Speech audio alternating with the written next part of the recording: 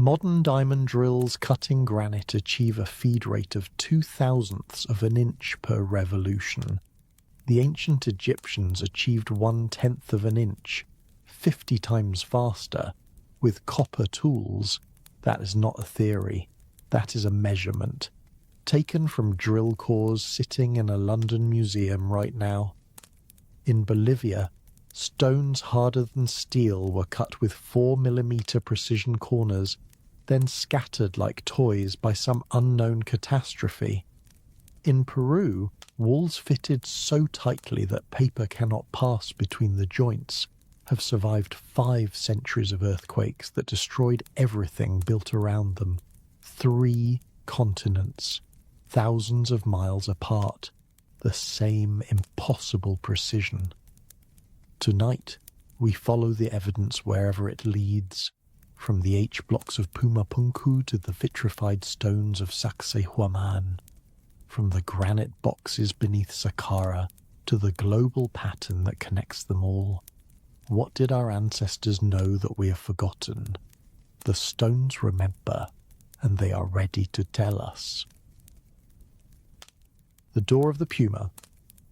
Before we begin, like and subscribe if this calm, science-driven format resonates with you. Use the hype button if it is available. In the comments, note your location, your current time, and the key question this topic triggers for you. I will address the strongest questions in comments or in a later video. There is a place on Earth where the air is so thin that your lungs burn with every breath. A place where the horizon stretches endlessly across a barren plateau, where no trees grow, where the wind carries whispers of something ancient and unexplained. This place sits nearly 13,000 feet above sea level, higher than many commercial aircraft cruise in the remote highlands of Bolivia near the southern edge of Lake Titicaca. The locals call it Pumapunku. In the Aymara language, this translates to the door of the puma, and what lies scattered across this windswept plateau has confounded archaeologists, engineers, and curious minds for over a century. Imagine standing there yourself. The sun is intense at this altitude, the ultraviolet radiation unfiltered by the thin atmosphere. You look down at your feet and see blocks of stone. Massive blocks, some weighing over 100 tons, strewn about as if a giant child had grown bored with building blocks and simply walked away. But these are not rough-hewn boulders. These are precision-cut monuments. The edges are sharp, the surfaces are smooth, the angles are perfect 90 degrees, and the joints between certain stones are so tight that you cannot slide a razor blade between them. Think about that for a moment. No mortar, no adhesive, just stone against stone fitted with such exactness that even a single sheet of paper cannot penetrate the seam. This is not the work of crude tools and manual labour as we understand it. This is something else entirely.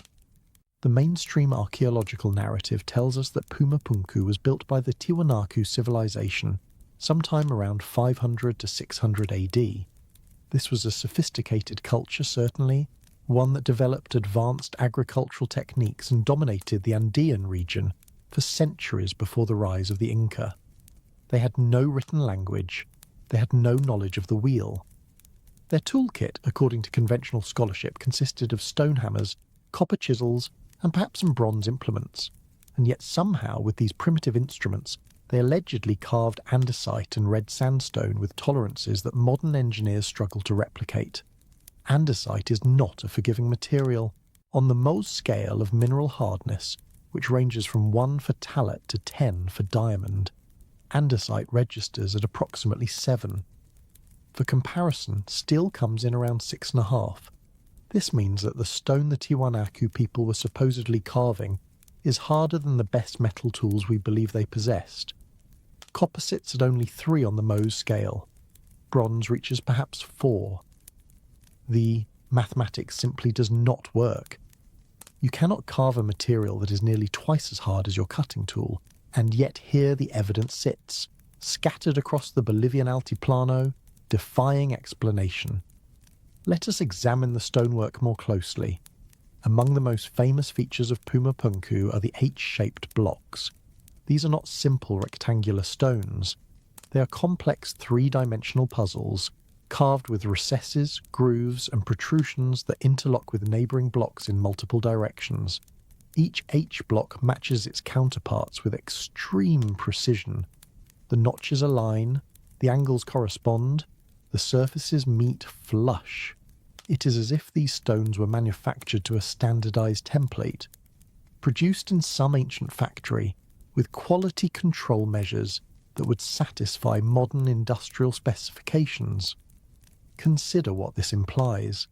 Standardization requires measurement. It requires planning. It requires the ability to reproduce identical results across multiple units. In modern manufacturing, we achieve this through computer-aided design, precision machining, and rigorous quality assurance protocols. The Tiwanaku people supposedly achieved it with rocks and sticks. The cognitive dissonance here is staggering. But the H blocks are only part of the mystery. Perhaps more troubling are the drill holes. Scattered throughout Puma Punku, you will find small circular perforations bored into the hardest stone with mechanical uniformity. These holes are typically 6 millimeters in diameter, spaced at identical intervals along carved grooves. The walls of these holes are smooth, the depths are consistent. There are no wandering marks, no evidence of a hand-guided tool slipping or deviating from its path. These holes appear to have been made by something rotating at high speed with unwavering stability. In one particularly famous stone, a perfect groove runs along a carved surface with a series of these 6 millimeter holes drilled at precise intervals along its length. Engineers who have examined this stone note that recreating such work today would require diamond-tipped drill bits and power tools. The idea that it was accomplished with a bow drill and copper tubing strains credulity beyond its breaking point. And then there is the question of transportation. The largest stones at Puma Punku weigh over 130 tons. The red sandstone blocks were quarried from a site approximately 10 kilometers away, near the shores of Lake Titicaca. The andesite blocks came from even farther, from quarries on the Copacabana Peninsula some 90 kilometers distant across the lake. Moving a 130-ton stone 10 kilometers is not a trivial undertaking. Moving it up a steep incline to an elevation of nearly 13,000 feet is something else entirely. Remember, there are no trees at this altitude. The natural tree line falls well below Puma Punku, which means the builders could not have used wooden rollers. The traditional explanation for how ancient peoples moved massive stones involves logs placed beneath the blocks, allowing them to be rolled forward with relative ease. But that explanation fails completely in this environment. No trees means no logs means no rollers, and without rollers, how do you move something that weighs as much as a modern locomotive? The Inca, who came later and incorporated Puma Punku into their own mythology, denied building it. When the Spanish conquistadors arrived and asked about the origins of these ruins, the indigenous people told them that the structures had been built by the gods themselves, in a single night, long before human memory. The stones, they said, were moved through the air by the sound of a trumpet. Take that as you will. Dismiss it as primitive superstition if you prefer. But consider that legends often preserve fragments of truth wrapped in metaphor. What technology might have seemed like magic to later observers? What process might have looked like stones floating through the air to people who had no framework for understanding it? The destruction of Puma Punku itself presents another puzzle. The site today is a ruin of scattered blocks, broken monuments, and displaced megaliths. Something catastrophic happened here. The stones are not merely weathered by time. They appear to have been violently disrupted, tossed about by forces powerful enough to move objects weighing dozens of tons. Some researchers point to earthquakes. Others suggest flooding from Lake Titicaca. A few propose more exotic explanations involving ancient conflicts or deliberate demolition by unknown parties. Whatever destroyed Puma Punku did so with enough force to make it nearly impossible to reconstruct the original layout. Unlike the nearby ruins of Tiwanaku proper, where walls still stand and structures retain their basic form, Puma Punku is chaos frozen in stone. It is as if someone took a completed jigsaw puzzle and hurled it against a wall. The pieces remain, but the picture they once formed is lost. Modern researchers have attempted to digitally reconstruct what Puma Punku might have looked like in its prime. Using three-dimensional scanning technology and computer modelling, teams have tried to fit the scattered blocks back together into coherent structures. The results suggest a terraced platform mound with multiple levels, elaborate gateways, and precisely aligned astronomical features. But these reconstructions are speculative. We simply do not know what stood here before the cataclysm that reduced it to rubble. What we do know is that the precision remains. Even in their broken and scattered state, the stones of Puma Punku testify to capabilities we cannot explain. The drill holes are still there, perfectly cylindrical after 1,500 years or more. The H-blocks still interlock with their neighbours as if they were machined yesterday. The surfaces remain smooth, the angles remain true, and the mystery remains unsolved. Some have proposed that the stones were not carved at all but cast. This is the geopolymer hypothesis, which suggests that ancient builders created a kind of concrete chromite-crucite rock mixed with chemical binders. They would have poured this mixture into moulds, allowed it to harden, and produced blocks that appear to be natural stone but are actually synthetic. Proponents of this theory point to the perfect fits between blocks, arguing that casting would explain how stones could be made to match so precisely. If you pour wet concrete against an already hardened block, the new material will conform exactly to its neighbour as it sets. There is some scientific support for this idea. A peer-reviewed study published in the journal Materials Letters analysed samples from Puma Punku and found evidence consistent with a geopolymer matrix binding natural sandstone grains together. The researchers identified chemical signatures suggesting that alkaline salts from a nearby salt flat may have been used as a binding agent. If true, this would represent an ancient technology we have only recently rediscovered. But the geopolymer theory does not explain everything. It does not account for the andesite blocks, which show no evidence of having been cast. It does not explain the drill holes, which would be unnecessary if the stones were simply moulded into shape, and it does not address the transportation problem, because even cast stones would need to be moved from their production site to their final location. Perhaps the truth involves multiple techniques. Perhaps the Tiwanaku used casting for some elements and carving for others. Perhaps they possessed knowledge that combined chemistry and engineering in ways we have not yet imagined. Or perhaps they inherited their skills from somewhere else, from a predecessor civilization whose memory has been erased by time and catastrophe. The conventional archaeological timeline places the construction of Puma Punku around 1,500 years ago. But some researchers question this dating. They point to evidence suggesting the site could be far older, potentially dating back to the end of the last ice age some 12,000 years ago. If true, this would place Puma Punku among the oldest monumental structures on Earth, contemporary with, or even predating, Göbekli Tepe in Turkey. The implications of such a revised chronology are profound. It would mean that advanced stoneworking techniques existed thousands of years earlier than currently believed.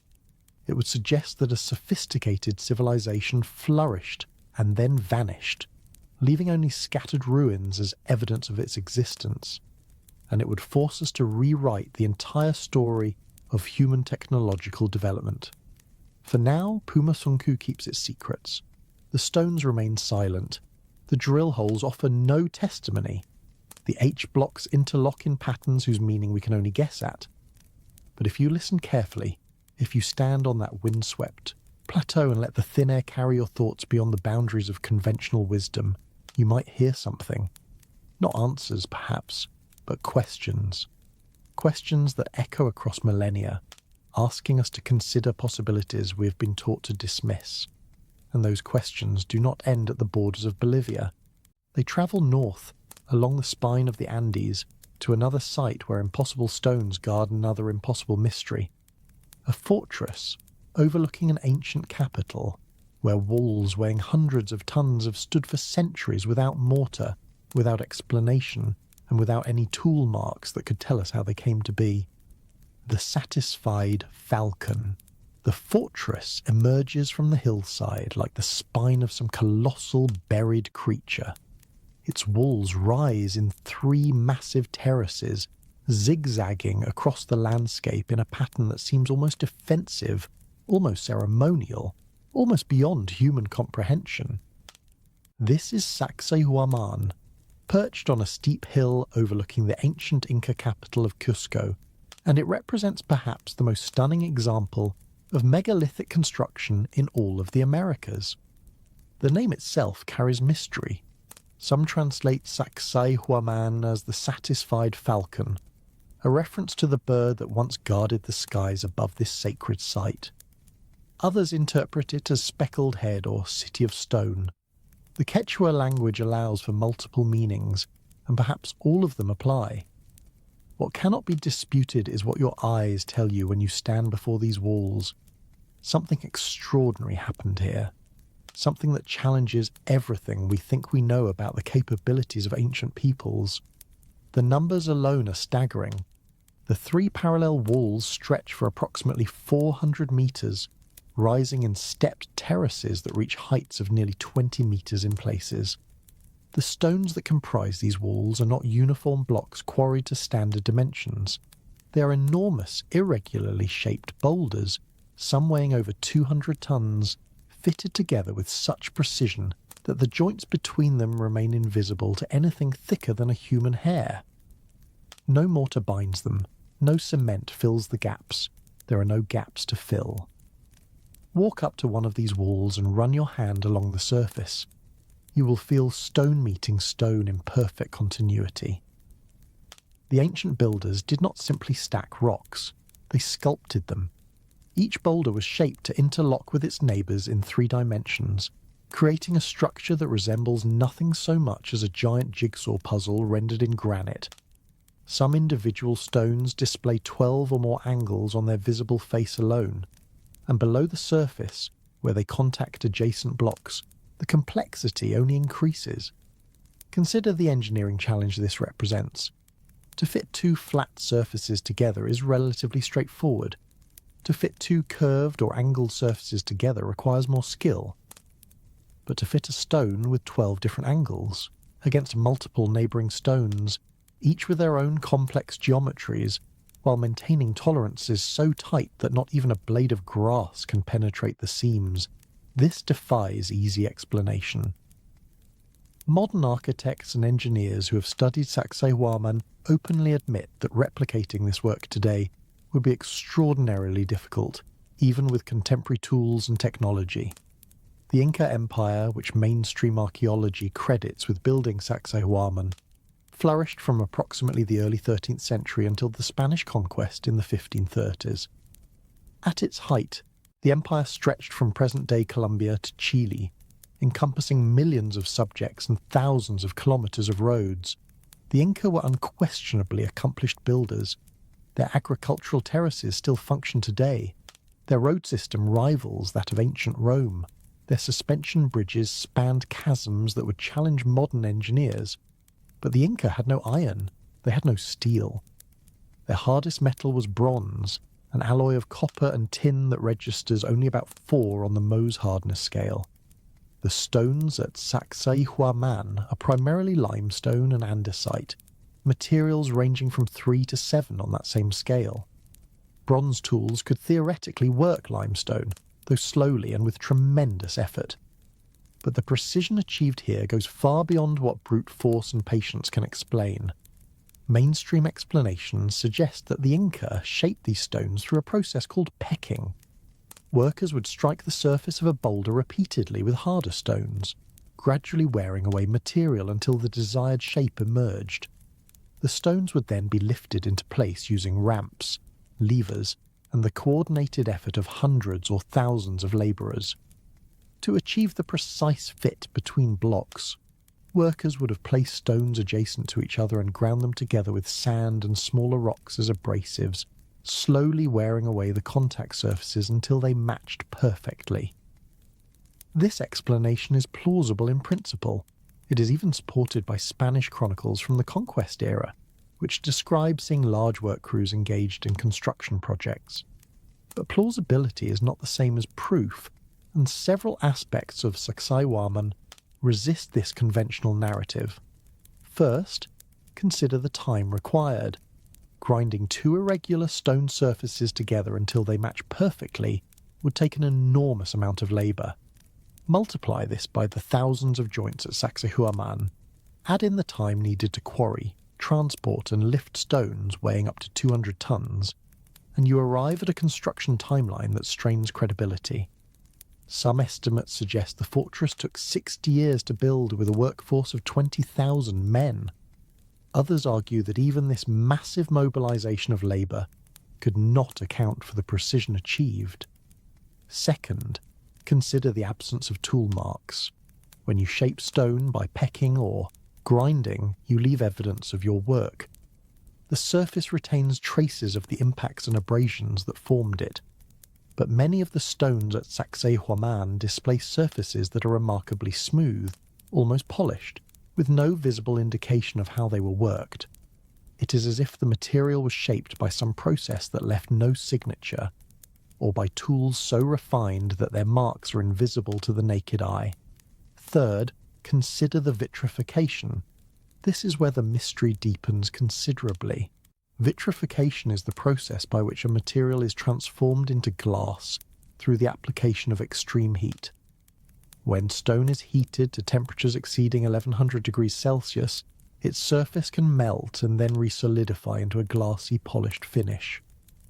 Researchers examining certain stones at Sacsayhuaman have noted surfaces that appear vitrified, suggesting they were exposed to temperatures far beyond what any conventional construction technique would produce.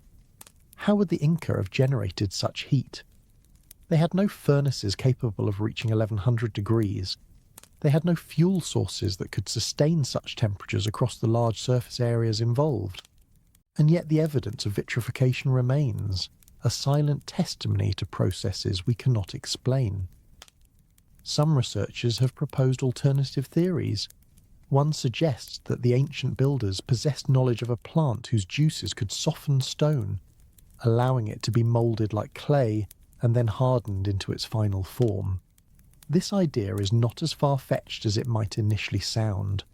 There are accounts from early colonial chroniclers describing indigenous knowledge of substances that could dissolve rock. A British explorer named Percy Fawcett, who disappeared in the Amazon in 1925, reported hearing stories of a plant used by local peoples to soften stone for construction purposes. Even more intriguing, there are birds in the Andes that appear to accomplish something similar. Certain species excavate nesting cavities in solid rock faces, and local tradition holds that they do so by applying a mixture of plant material and saliva that softens the stone. Georgios Tsoukalos, the host of Ancient Aliens, has highlighted this phenomenon, asking whether ancient humans might have observed these birds and adapted their technique for architectural purposes. If such a stone softening substance existed, it would explain many of the mysteries at Sacsayhuaman. Blocks could be shaped with minimal effort while in a malleable state. They could be pressed against neighbouring stones to achieve perfect fits. The lack of tool marks would make sense because no tools in the conventional sense were used, and the vitrified surfaces might result from some chemical reaction during the hardening process. But this theory remains unproven. No one has identified the plant in question, or demonstrated that its extracts can actually soften stone. The hypothesis exists in a frustrating limbo between tantalizing possibility and unverified speculation. Another theory proposes that Sacsayhuaman was not built by the Inca at all, but by a much older civilization whose works the Inca merely inherited and maintained. Proponents of this view point to evidence suggesting that the site was occupied long before the Inca Empire arose. Archaeological investigations have identified construction phases dating back to the Kilki culture, which flourished in the region around 1100 AD, some 3 centuries before the Inca consolidated power. But if the Kilki built the megalithic walls, the mystery only deepens. The Kilki were less technologically advanced than the Inca, not more. How could a less sophisticated culture have accomplished what their more developed successors could not? Unless, of course, the true builders were someone else entirely, a civilization so ancient that even the Kilkir found their works already standing when they arrived. This line of thinking leads to the hypothesis of a lost predecessor civilization, one that possessed advanced knowledge and capabilities that were subsequently lost to history. Graham Hancock and other alternative researchers have popularized this idea, suggesting that a global catastrophe at the end of the last ice age, approximately 12,000 years ago, destroyed an advanced culture and scattered its survivors across the world. These survivors, according to this theory, became the teachers and civilizers remembered in myths from every continent, passing on fragments of their knowledge to the indigenous peoples they encountered. The Inca themselves may have preserved a memory of these ancient builders. Their origin myths describe a creator god named Viracocha who emerged from Lake Titicaca and travelled across the land, teaching the arts of civilization before departing across the Pacific Ocean. Viracocha was described as tall, bearded and light-skinned, characteristics that did not match the indigenous Andean population. Was Viracocha a mythologized memory of contact with an unknown people who brought advanced knowledge to the region? The Spanish conquistadors found these stories sufficiently intriguing to record them in detail. They also noted the indigenous insistence that certain ancient structures, including Sacsayhuaman, predated the Inca and had been built by a vanished race. The Inca took credit for many accomplishments, but they did not claim to have built the megalithic walls. They said those had always been there since before the time of memory. Standing at Sacsayhuaman today, looking out over the terracotta rooftops of Cusco spread below, you can understand why this place inspired such awe. The walls are simply too massive, too precise, too perfectly fitted to accept easy explanations. They have survived 5 centuries of earthquakes that have repeatedly devastated the colonial buildings in the city below.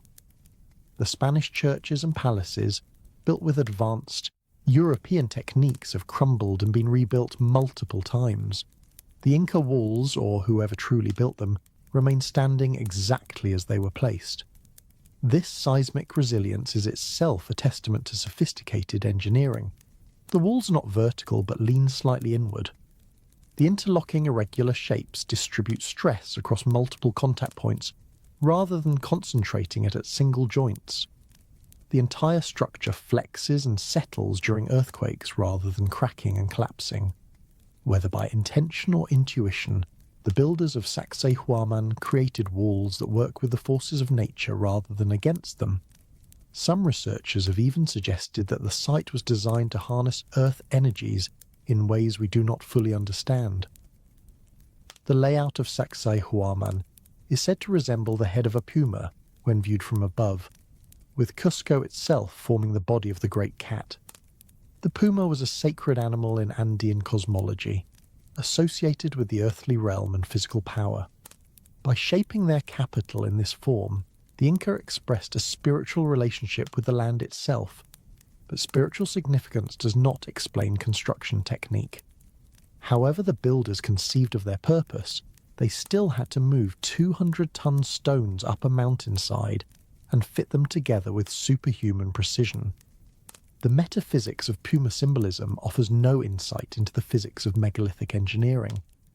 Perhaps the most honest response to Sacsayhuaman is simply to admit what we do not know. We do not know exactly how the stones were cut. We do not know exactly how they were transported. We do not know exactly how they were fitted together with such impossible accuracy.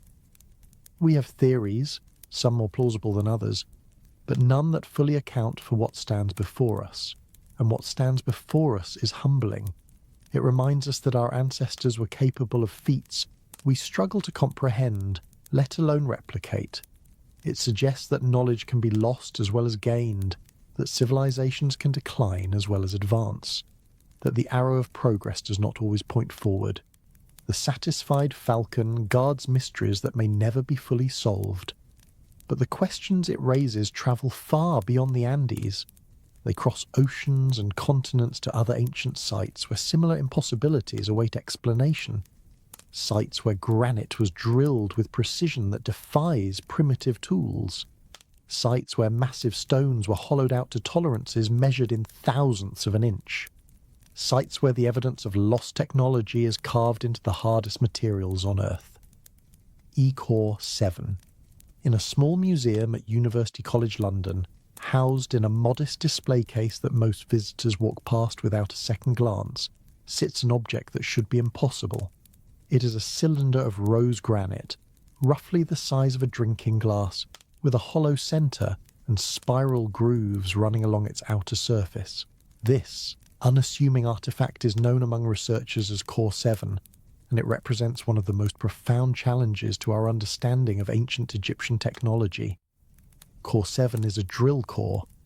When you drill a hole using a tubular bit, the centre of the material being drilled remains intact, forming a cylindrical plug that can be removed once the hole is complete.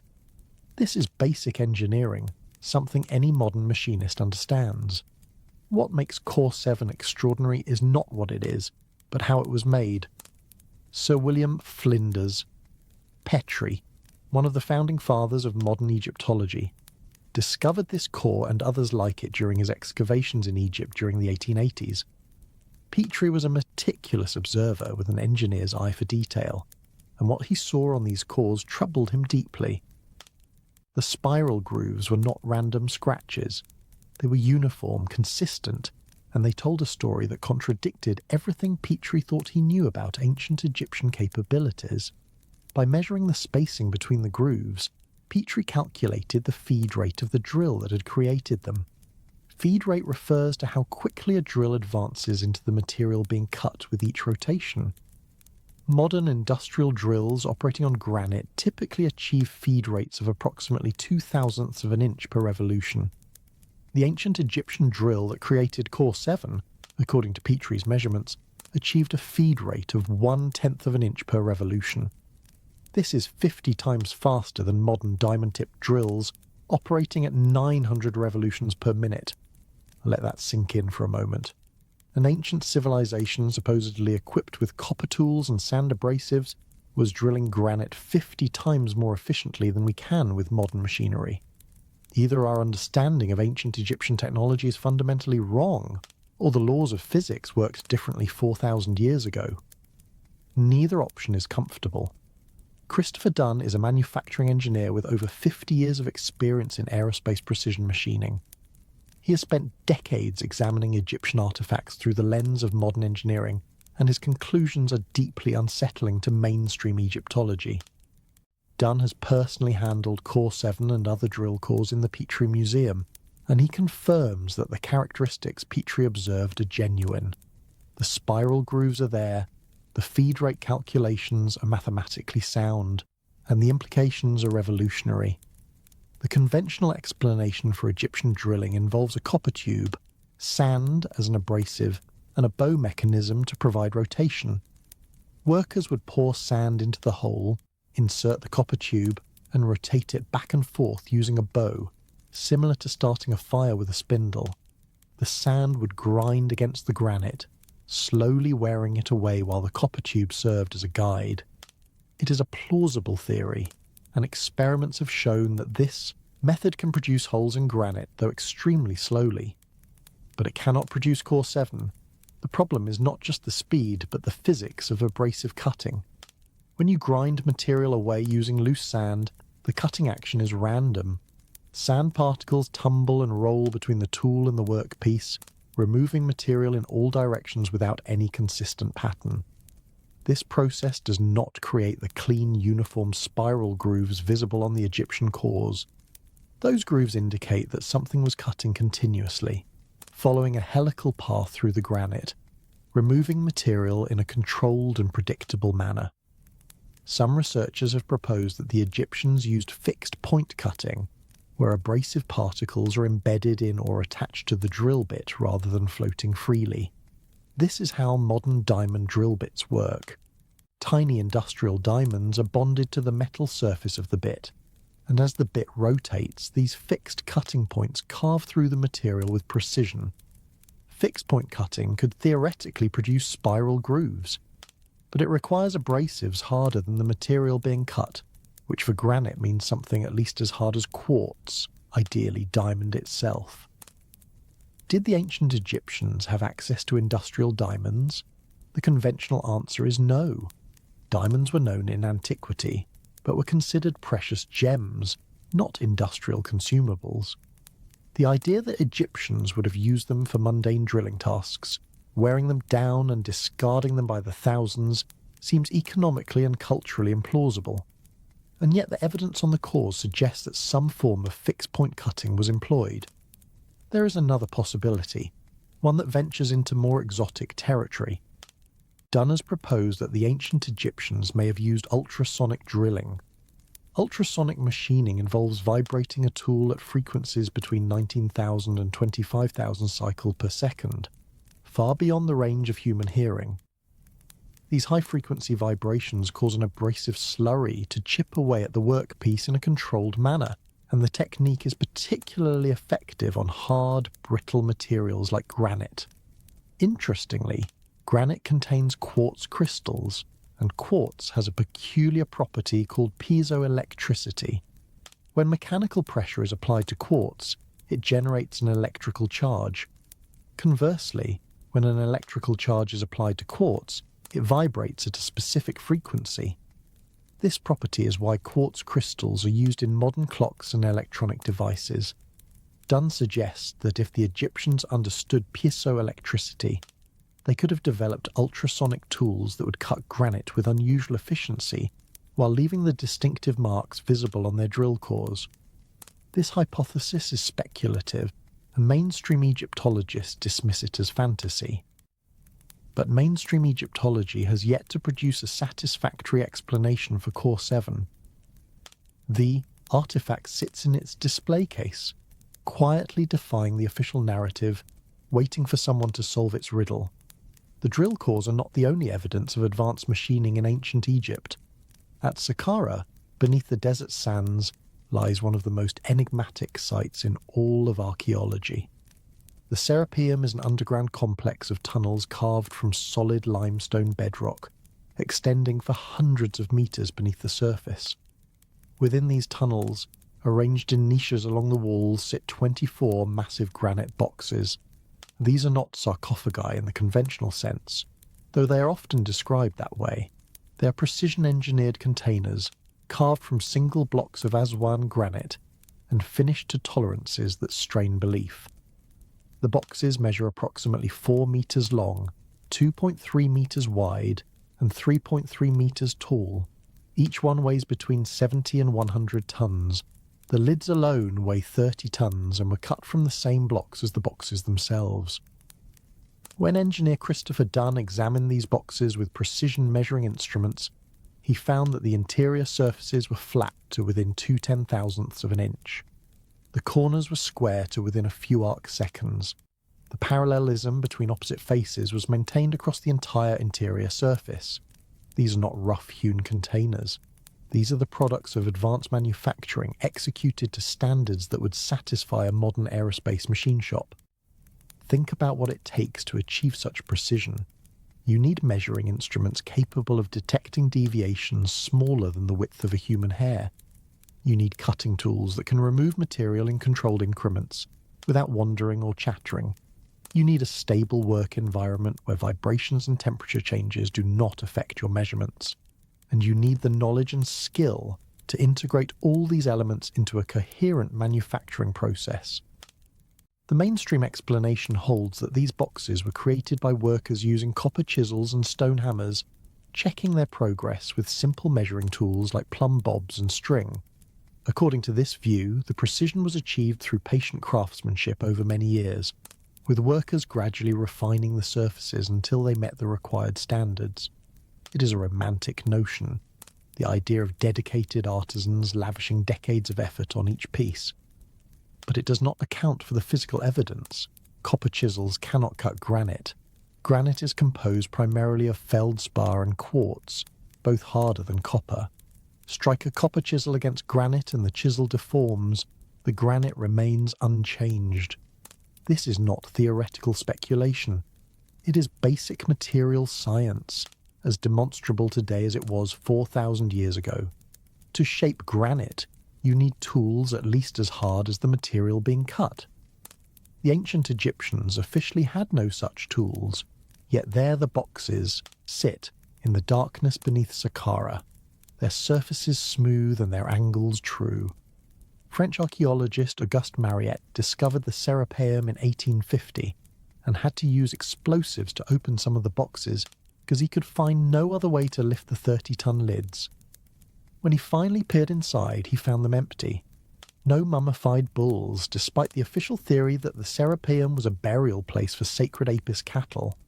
No grave goods, no inscriptions, nothing to indicate what purpose these meticulously crafted containers originally served.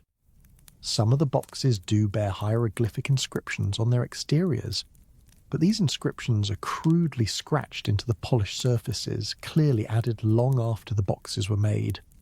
The contrast is jarring. Whoever created the boxes possessed the technology to achieve optical flatness on granite. Whoever added the inscriptions could barely scratch recognizable symbols. It is as if two completely different civilizations, separated by vast gulfs of capability, interacted with the same objects at different points in time. This observation has led some researchers to propose that the boxes are far older than the Serapeum itself. Perhaps they were created by an earlier civilization and later repurposed by the dynastic Egyptians, who discovered them already in place and incorporated them into their own religious practices. The hieroglyphics would then represent the newer culture trying to claim ownership of artifacts they did not create and could not replicate. Similar patterns appear throughout Egypt. At Giza, the Valley Temple adjacent to the Sphinx contains granite blocks fitted together with the same impossible precision seen at Sacsayhuaman in Peru. At Abu Sir, drill holes penetrate basalt with spiral grooves identical to those on Course 7. At Abu Ghraib, alabaster basins display curves and hollows that would challenge modern sculptors. Everywhere you look, if you look with the eyes of an engineer rather than a historian, you find evidence of capabilities that should not exist. The Great Pyramid itself presents perhaps the greatest engineering mystery of all. Leave aside the questions of how it was built, how 2.3 million blocks averaging 2.5 tons each were quarried, transported and stacked to a height of nearly 150 meters. Focus instead on the precision of the finished product. The base of the Great Pyramid covers over 13 acres, and the maximum deviation from a perfect level across this entire area is less than 2 centimeters. The sides are aligned true north with an accuracy of 3 arc minutes, better than most modern structures achieve. The dimensions encode mathematical constants, including an approximation of pi accurate to 4 decimal places. The internal passages maintain precise angles through hundreds of feet of solid stone, with deviations measured in fractions of a degree. Flinders Petrie documented these measurements over a century ago, and subsequent surveys have only confirmed their accuracy. The builders of the Great Pyramid possessed knowledge of geometry, astronomy, and metrology that rivals or exceeds our own. They implemented this knowledge in the hardest materials available, on a scale that remains unmatched anywhere on Earth. And according to mainstream archaeology, they did it with copper tools and brute force. Something does not add up. The evidence points in directions that conventional scholarship refuses to look. Not toward ancient aliens necessarily, though that hypothesis has its advocates, but toward the recognition that our ancestors achieved things we cannot explain, using methods we have not identified, for purposes we do not understand. The granite drill cores in the Petrie Museum are small objects, easily overlooked, but they carry a message from the distant past, a message that challenges our comfortable assumptions about the progress of technology and the hierarchy of civilizations. They whisper that the ancient Egyptians knew things we have forgotten, possessed capabilities we have lost, and left behind artifacts that should be impossible. And if the Egyptians achieved the impossible, we must ask whether they were alone. whether similar knowledge existed elsewhere in the ancient world, whether the precision stonework of Egypt connects somehow to the precision stonework of Peru, whether scattered around the globe, hidden in ruins and buried under sand, lies evidence of a technological heritage that predates recorded history. The answer may lie in the details, in the drill holes and the grooves, in the surfaces polished to optical flatness, in the angles maintained across tons of the hardest stone, in the patterns that repeat from continent to continent, as if following some universal template of advanced engineering. These patterns demand explanation, and they will not accept easy answers. Ye the andesite enigma, return with me now to the Bolivian Altiplano, to that windswept plateau where the door of the puma guards its secrets. We spoke earlier of the site's impossible precision, its mysterious drill holes, and the logistics of transporting 100-ton blocks across a treeless landscape. But we have not yet confronted the deepest riddle of Puma Punku. We have not yet grappled with the andesite. Andesite is a volcanic rock, formed when lava cools at intermediate rates, producing a dense, fine-grained stone of exceptional hardness. On the Mohs scale, andesite registers between 6 and 7, placing it among the hardest construction materials used anywhere in the ancient world. For comparison, ordinary steel rates about 6.5. A standard masonry drill bit struggles against andesite. A copper chisel would be useless. The Tiwanaku civilization, according to mainstream archaeology, worked this unforgiving material using stone hammers made from even harder rocks like diorite, combined with copper or bronze tools for finer work. They would have pounded and ground their way through the andesite, removing material one tiny fragment at a time, over months or years or decades of patient labour. This is the official explanation. And standing before the andesite blocks of Puma Punku, examining their surfaces with a modern engineer's eye, the official explanation falls apart. Look closely at the cuts. They are not the rough, irregular surfaces you would expect from pounding and grinding. They are smooth, sometimes almost polished, with edges that remain sharp after 1,500 years of exposure to the elements. The grooves are uniform in width and depth.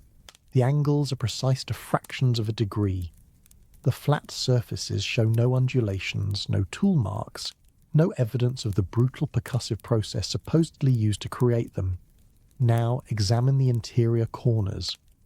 When you carve a block of stone using hand tools, interior corners are the most difficult features to execute. Your tool naturally wants to round the corner as it moves from one surface to another. Achieving a crisp 90-degree intersection requires extraordinary care and control. At Puma Punku, some of the interior corners have radii of just 4 millimeters. That is roughly the diameter of a pencil lead. Modern engineers note that such tight radii would require specialized tools even today, tools designed specifically for reaching into confined spaces and maintaining precision at the limits of what cutting technology can achieve. Christopher Dunn, the aerospace engineer who has devoted decades to studying ancient precision stonework, observed that the Puma Punku corners are tighter than what standard modern cutting tools could achieve without difficulty. The ancient builders went far beyond what aesthetics required. A radius of 50 or 60 millimeters would have looked perfectly acceptable to the human eye. But they chose 4 millimeters. They chose precision for its own sake, or perhaps for some purpose we do not understand. The H-blocks deserve closer attention here.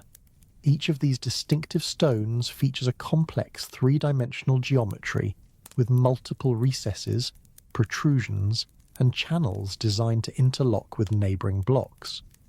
The consistency between H-blocks is remarkable. They were clearly manufactured to a standardized template, with dimensions and angles that repeat from one block to the next with minimal variation. Standardization implies measurement. It implies quality control. It implies a production process that can be reliably reproduced by multiple workers across multiple blocks. In modern manufacturing, we achieve such consistency through precision measuring instruments, machining templates, and systematic quality assurance protocols. The Tiwanaku people supposedly achieved it with stone hammers and copper scrapers. The disconnect between method and result is vast.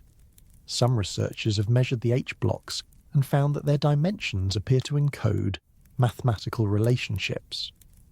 The proportions suggest familiarity with concepts like the golden ratio and certain geometric constants. Whether intentional or coincidental, these relationships hint at a sophisticated understanding of mathematics underlying the construction program. The builders were not simply making shapes that looked good. They were implementing designs based on abstract principles. The grooves on many Pumapunku stones add another layer of mystery. These channels run along surfaces with remarkable uniformity, maintaining consistent width and depth along their entire length. Some grooves have non-parallel walls, flaring slightly from bottom to top in a profile known as a dovetail. Dovetail joints are common in woodworking and metalworking, where they provide exceptional resistance to pulling forces. But executing a dovetail in andesite, using the tools available to the Tiwanaku, would be extraordinarily difficult. The angles must be precise, the surfaces must be smooth, the entire joint must maintain consistency over its full length. And then there are the metal clamps. At various points in the Pumapunku ruins, you can find recesses where metal staples once held adjacent blocks together.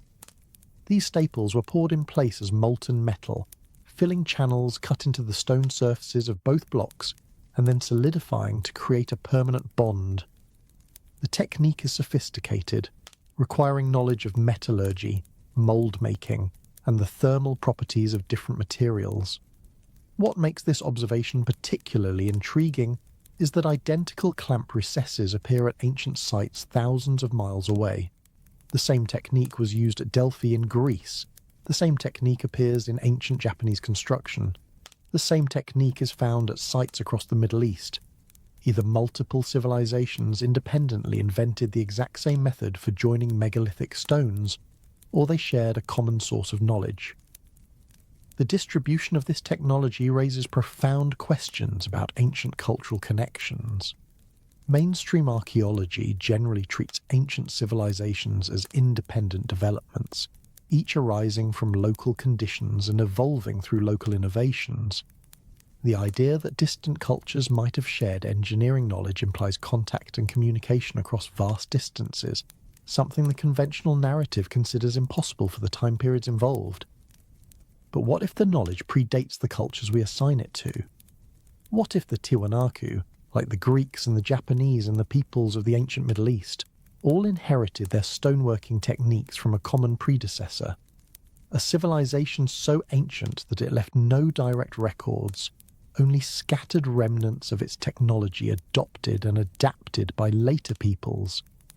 This hypothesis brings us to the question of dating. Mainstream archaeology places the construction of Pumapunku around 500 to 600 AD, based primarily on radiocarbon dating of organic materials found at the site. But radiocarbon dating tells us when organic matter died, not when stones were cut.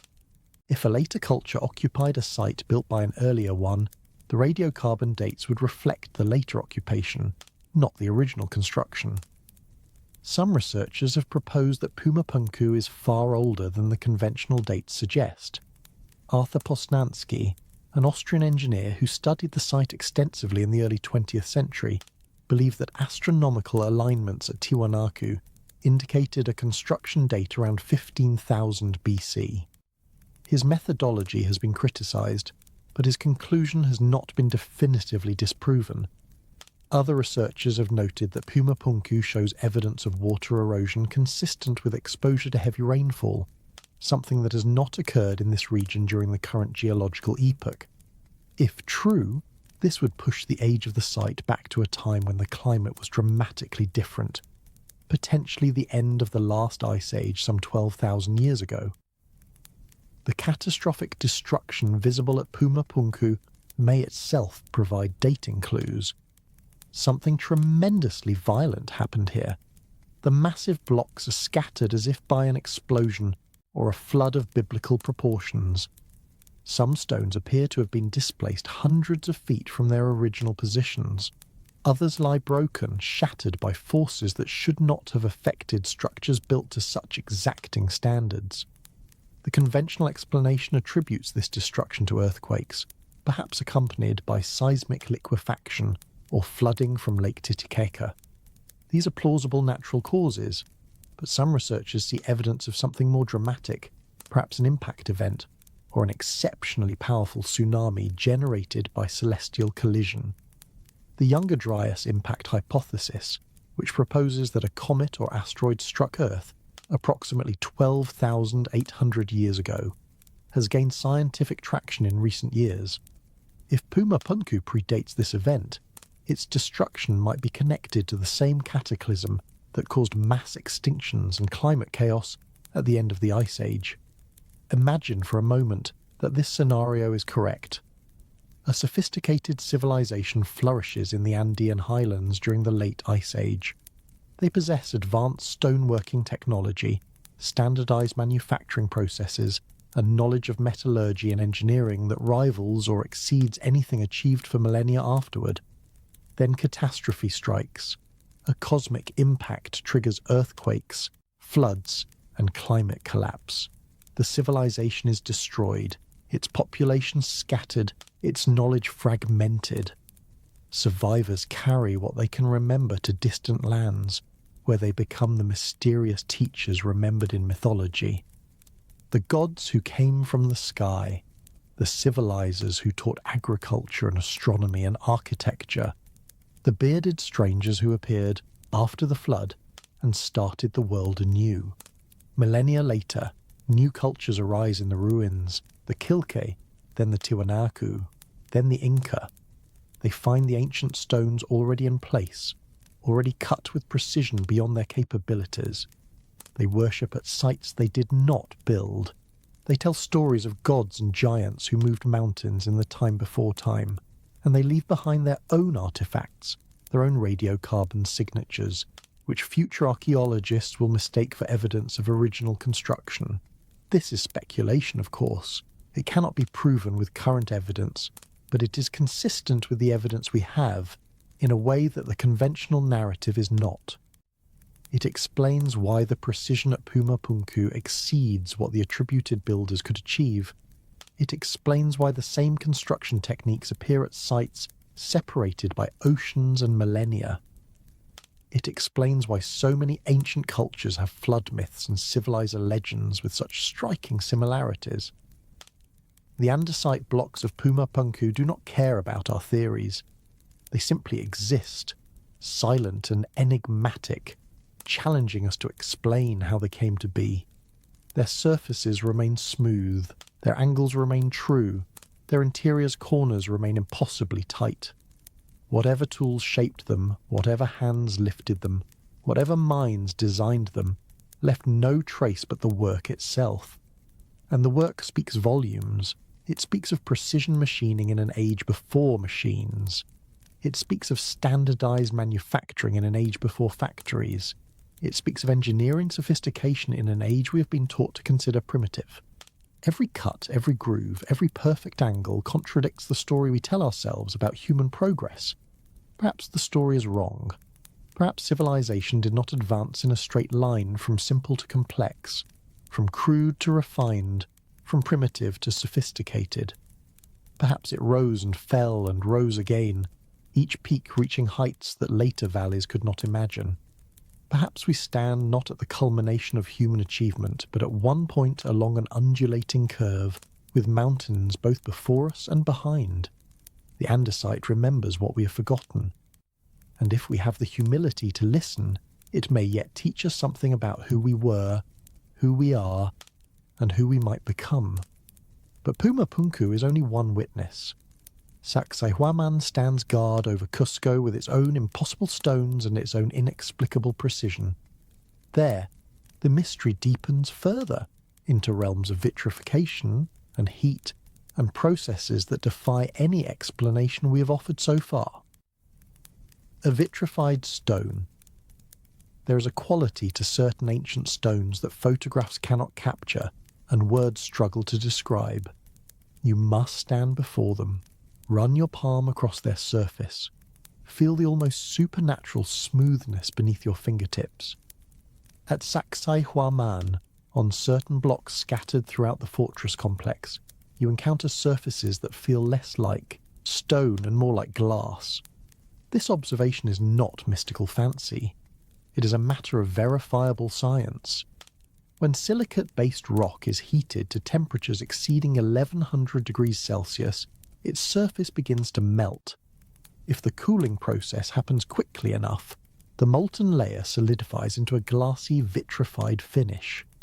This is the same process that occurs when sand is superheated to create glass, and it appears to have happened to stones at Sacsayhuaman on a scale that defies conventional explanation. Vitrification has been documented at ancient sites around the world. Hill forts in Scotland display walls where stones have been fused together by extreme heat.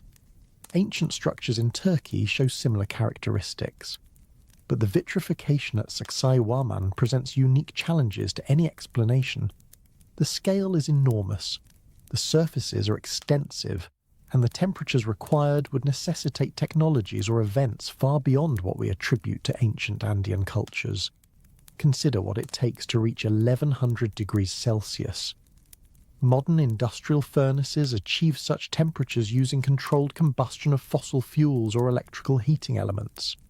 Ancient metallurgists could reach temperatures sufficient to smelt copper and bronze, roughly 1000 degrees, but only in small, highly insulated crucibles designed to concentrate heat. Applying 1100 degree temperatures uniformly across the surface of a multi-ton stone block is a different matter entirely. The heat source would need to be immense, the fuel requirements would be astronomical, and some mechanism would be needed to contain and direct the heat, rather than letting it dissipate into the atmosphere. Yet there the vitrified surfaces sit, gleaming slightly in the Andean sunlight, their glassy finish distinct from the rough, unworked stone nearby. How did they come to be? One possibility is natural lightning strikes. Lightning can reach temperatures of 30,000 degrees Celsius along its narrow channel, more than hot enough to vitrify stone. If lightning repeatedly struck the same locations at Sacsayhuaman, it might have created the observed effects. But lightning strikes leave characteristic patterns, typically small fulgurites or branching scars radiating from the strike point. The vitrified surfaces at Sacsayhuaman do not match this profile. They are too uniform, too extensive, and too clearly integrated into worked stone surfaces. Another possibility involves ancient warfare. Some researchers have speculated that a prehistoric conflict employed weapons capable of generating extreme heat, similar to modern incendiary devices or even directed energy weapons. This hypothesis ventures into science fiction territory, but it would explain both the vitrification and the catastrophic destruction evident at sites like Pumapunku. Ancient texts from India describe weapons called astras that could release devastating heat and light, destroying armies and cities in single blasts. Could these myths preserve memories of actual technological weapons used in a forgotten age? A more grounded hypothesis returns us to the stone softening theory we touched on earlier. If the builders possessed a chemical process for making stone malleable, the vitrification might be a byproduct of that process rather than evidence of extreme external heat. Some chemical reactions produce localized heating as they proceed. Others fundamentally alter the crystalline structure of materials in ways that could produce glass-like surfaces. Without knowing exactly what substances and processes were involved, we cannot rule out this explanation. The stone softening theory has accumulated intriguing circumstantial support over the years. Colonel Percy Fawcett, the British explorer who vanished in the Amazon in 1925 while searching for a lost city he called Zeed, recorded accounts from indigenous peoples describing a plant whose juices could dissolve rock. Fawcett himself claimed to have observed a bird that excavated nesting cavities in solid stone using a similar botanical agent. He brought samples of the plant back to England, but they were lost along with much of his other documentation. More recently, researchers have identified birds in the Andes that do indeed create nests in cliff faces of solid rock. The prevailing explanation is that these birds exploit existing cracks and softer mineral veins, but local tradition insists that the birds bring leaves from a specific plant and rub them against the rock face, softening the stone sufficiently to excavate their cavities. If true, this would demonstrate that stone softening is not merely legend, but observable, natural phenomenon. Jan Pieter de Jong and Christopher Jordan, researchers who have studied ancient Peruvian construction, propose an even more exotic possibility. They suggest that the vitrified surfaces at sites like Sacsayhuaman and the granite walls of Cusco were created intentionally using high technology. Their analysis of stone samples found evidence of heating to temperatures sufficient for vitrification, along with the presence of unusual mineral formations that might indicate some form of advanced processing. They propose that an ancient civilization possessed the ability to soften, shape, and reharden stone at will, leaving the vitrified surfaces as a signature of their technique. This hypothesis raises as many questions as it answers. What was the heat source? How was it controlled? Why would a civilization capable of such technology leave no other trace of their capabilities? De Jong and Jordan speculate that the knowledge was deliberately hidden, or that it was lost in whatever catastrophe destroyed the original civilization. These are not satisfying explanations, but neither is the alternative, which requires us to believe that vitrification occurred through some natural process that left no other evidence and has never been observed to operate on this scale. The vitrified surfaces are not uniformly distributed at Sacsayhuaman. Some stones display the characteristic glassy finish, while adjacent stones show no evidence of heating. This selective vitrification argues against hypotheses involving widespread conflagration or atmospheric events. Whatever caused the vitrification affected specific stones while leaving others untouched. This pattern is more consistent with controlled application of heat than with uncontrolled natural phenomena. At the same time, the vitrified stones are not located exclusively in areas that would make sense for intentional processing. Some appear on exterior surfaces exposed to the elements, others are found on interior faces that would have been hidden once construction was complete. If vitrification was part of the construction process, we might expect to see it more consistently on working surfaces, on joints, on faces that needed to be shaped or fitted. The seemingly random distribution of vitrified areas complicates any simple technological explanation. Perhaps vitrification occurred at multiple points in the site's history, from different causes. Perhaps some instances resulted from the original construction process, while others occurred later, from lightning, from fires, from unknown events during the millennia since the fortress was built.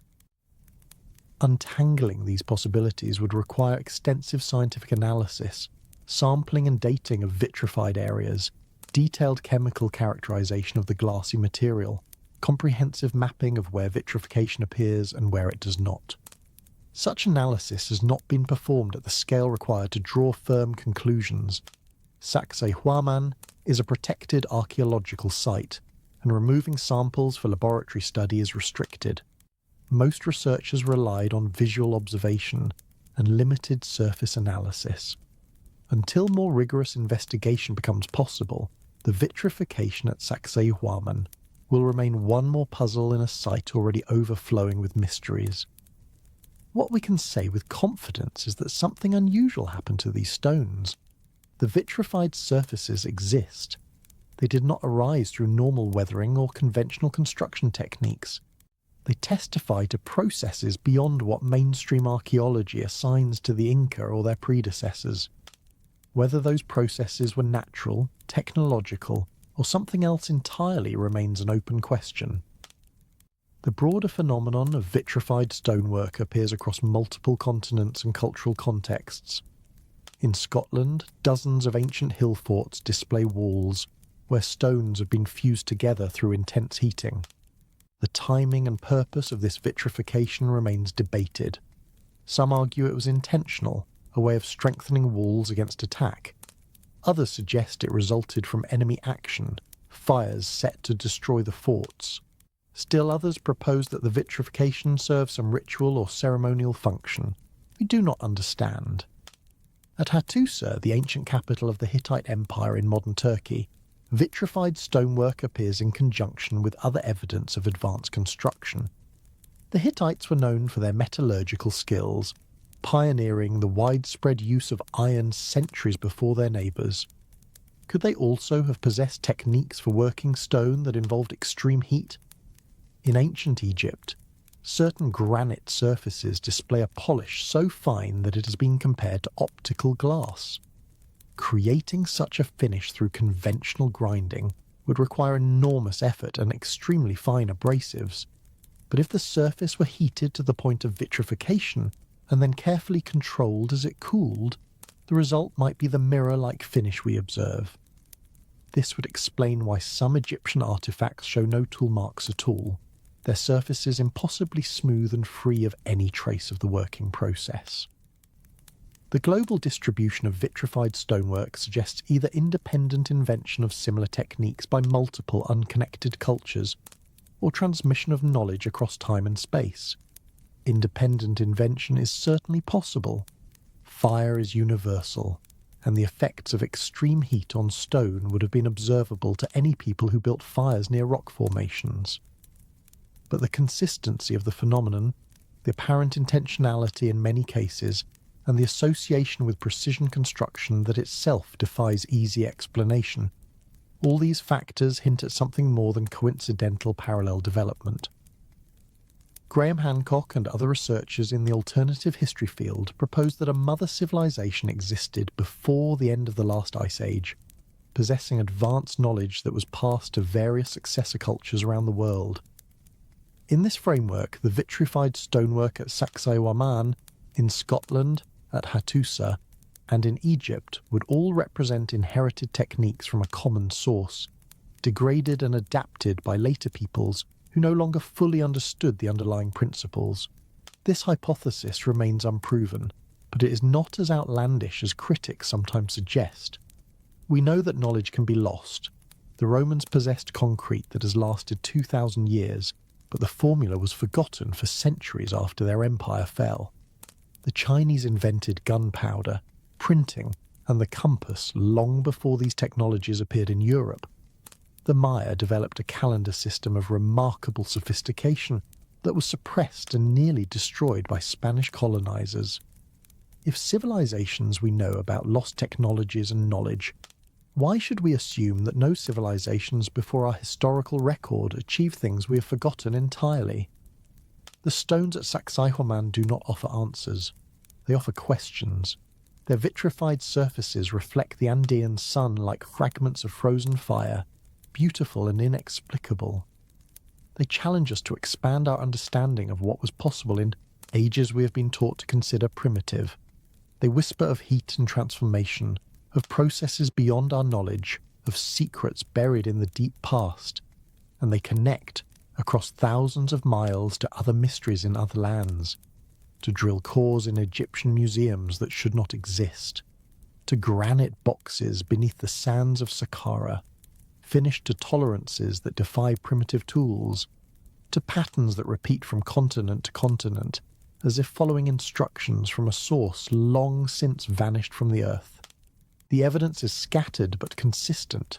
Something existed before conventional history began, something capable of precision we struggle to match and heat we cannot explain, something that left its fingerprints on stone, waiting for us to notice, waiting for us to ask the questions that might lead us toward answers. And the questions are leading somewhere. They are leading toward a pattern, a global pattern of ancient precision that demands explanation. The unfinished obelisk, in the granite quarries of Aswan, in the scorching heat of southern Egypt where the Nile carves its path through ancient stone, lies an artifact that has haunted researchers for over a century. It is not a finished monument. It is not a temple or a tomb. It is a failure, an abandoned project, a work in progress frozen in time, and precisely because it was never completed, it reveals secrets that the finished works of ancient Egypt keep hidden. The the unfinished obelisk would have been the largest single piece of worked stone in the ancient world. Had it been successfully extracted and erected, it would have stood approximately 42 metres tall and weighed nearly 1,200 tons. To put this in perspective, the Statue of Liberty from base to torch stands only 46 metres. The largest stones at Stonehenge weigh perhaps 50 tons. This single piece of rose granite would have outmassed them by a factor of 24.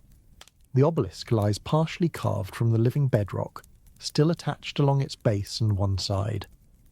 At some point during the extraction process, a crack appeared in the stone, rendering it useless for its intended purpose.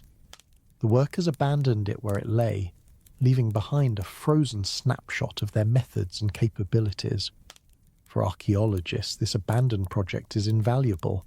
For engineers, it is deeply troubling. The conventional explanation for how the ancient Egyptians quarried granite involves dolerite pounders. Dolerite is a hard ignite rock, slightly harder than granite on the Mohs scale.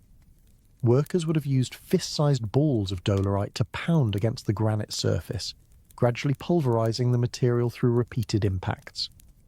The process would have been slow, loud, and brutally labour-intensive. Teams of workers would have squatted in the narrow trenches around the obelisk, swinging their dolerite balls hour after hour, day after day, month after month, removing granite one tiny fragment at a time. This explanation is supported by archaeological evidence. Dolerite pounders have been found at quarry sites throughout Egypt. Some show the characteristic wear patterns consistent with repeated impacts against hard stone. Ancient depictions show workers engaged in what appears to be quarrying activity. The method is plausible. It could work. But walk around the unfinished obelisk and look at the trench walls. Look at the surface of the stone where it was being separated from the bedrock. You will see something curious. The surface is not rough and irregular, as you would expect from pounding. It shows smooth, curved depressions, almost like giant scoop marks, as if material was removed in flowing sweeps rather than percussive chips. These scoop marks have puzzled researchers since they were first documented. Christopher Dunn, examining the quarry with his engineer's perspective, noted that the marks are inconsistent with any pounding or chiselling technique. They suggest a cutting or a braiding tool that moved across the surface in continuous strokes, removing material in a controlled manner. But what tool could cut rose granite in continuous strokes? What technology could create these smooth, curved depressions in one of the hardest stones on Earth? One possibility is that the Egyptians used some form of saw. Ancient texts and images occasionally reference saws used in construction, though typically for softer materials like limestone. A copper saw with sand abrasive could theoretically cut granite, though extremely slowly. But a saw produces straight cuts, not curved scoop marks. The geometry does not match. Another possibility involves thermal spalling. If you heat granite unevenly, the differential expansion can cause surface layers to flake off. By carefully controlling the application of heat, you could potentially remove material in curved patterns. But this would require sustained temperatures and precise control, and it would leave evidence of thermal stress in the remaining stone. Such evidence has not been documented at the unfinished obelisk. Dunn has proposed that the Egyptians may have used machinery we have not identified, perhaps powered by methods we do not understand. This suggestion is dismissed by mainstream Egyptology, which maintains that all Egyptian construction was accomplished through human labour and simple tools. But the scoop marks remain, unexplained and unsettling, carved into the pink granite of Aswan like a message we cannot read. The quarry itself presents logistical questions beyond the cutting techniques. The unfinished obelisk lies in a narrow trench, with walls rising several metres on either side. Workers would have had limited room to manoeuvre. Swinging dolerite pounders with enough force to pulverise granite requires a full arm motion, difficult to achieve in confined spaces. And the volume of material that needed to be removed is staggering. To free the obelisk from the bedrock, workers would have had to pulverise hundreds of cubic metres of granite, disposing of the debris as they went. Where did all that material go? Some granite chips have been found in the quarry area, but nowhere near the volume that extraction would have produced. Either the debris was systematically removed and transported elsewhere, or the extraction process generated far less waste than pounding would imply. Again, we face a mystery. Again, the evidence points in directions conventional archaeology prefers not to look. Had the obelisk been successfully extracted, it would have faced an even greater challenge. Transportation. 1,200 tons of stone needed to travel from Aswan to its intended destination, presumably Karnak, some 200 kilometres to the north. The Nile provided a natural highway, but loading a 1,200-ton monolith onto a barge is not a trivial undertaking. Modern engineers have debated whether it would even be possible with ancient technology. Some have proposed that the obelisk would have been floated on multiple barges lashed together, using the natural buoyancy of water to support its immense weight. Others suggest it would have been dragged along the riverbank on sledges, with the Nile used only for shorter crossings. Still others argue that no feasible method exists, that the unfinished obelisk was doomed from conception, an exercise in hubris that could never have succeeded even without the fatal crack.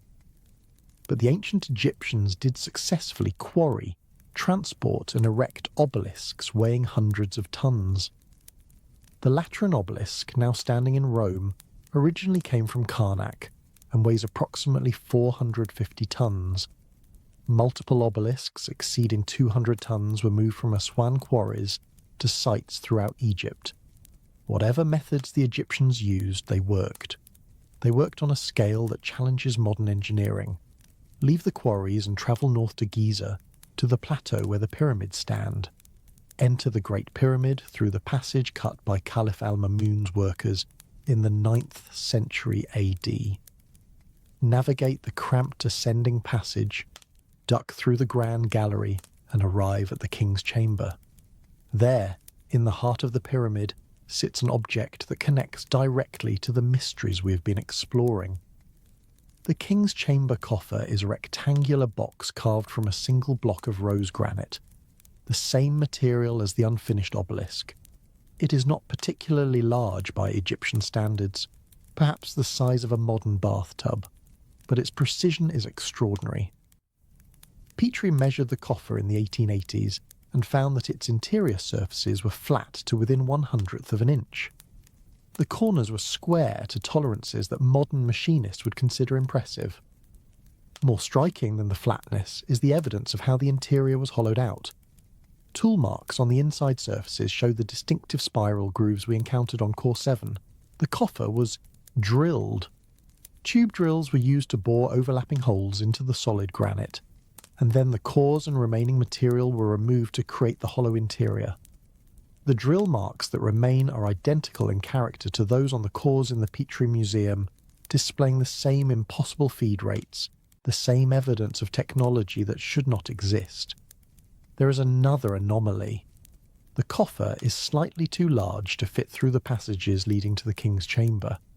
This means it was placed in the chamber before the pyramid was completed, either lowered from above as construction progressed, or present before the chamber itself was sealed. The builders planned for the coffer from the beginning.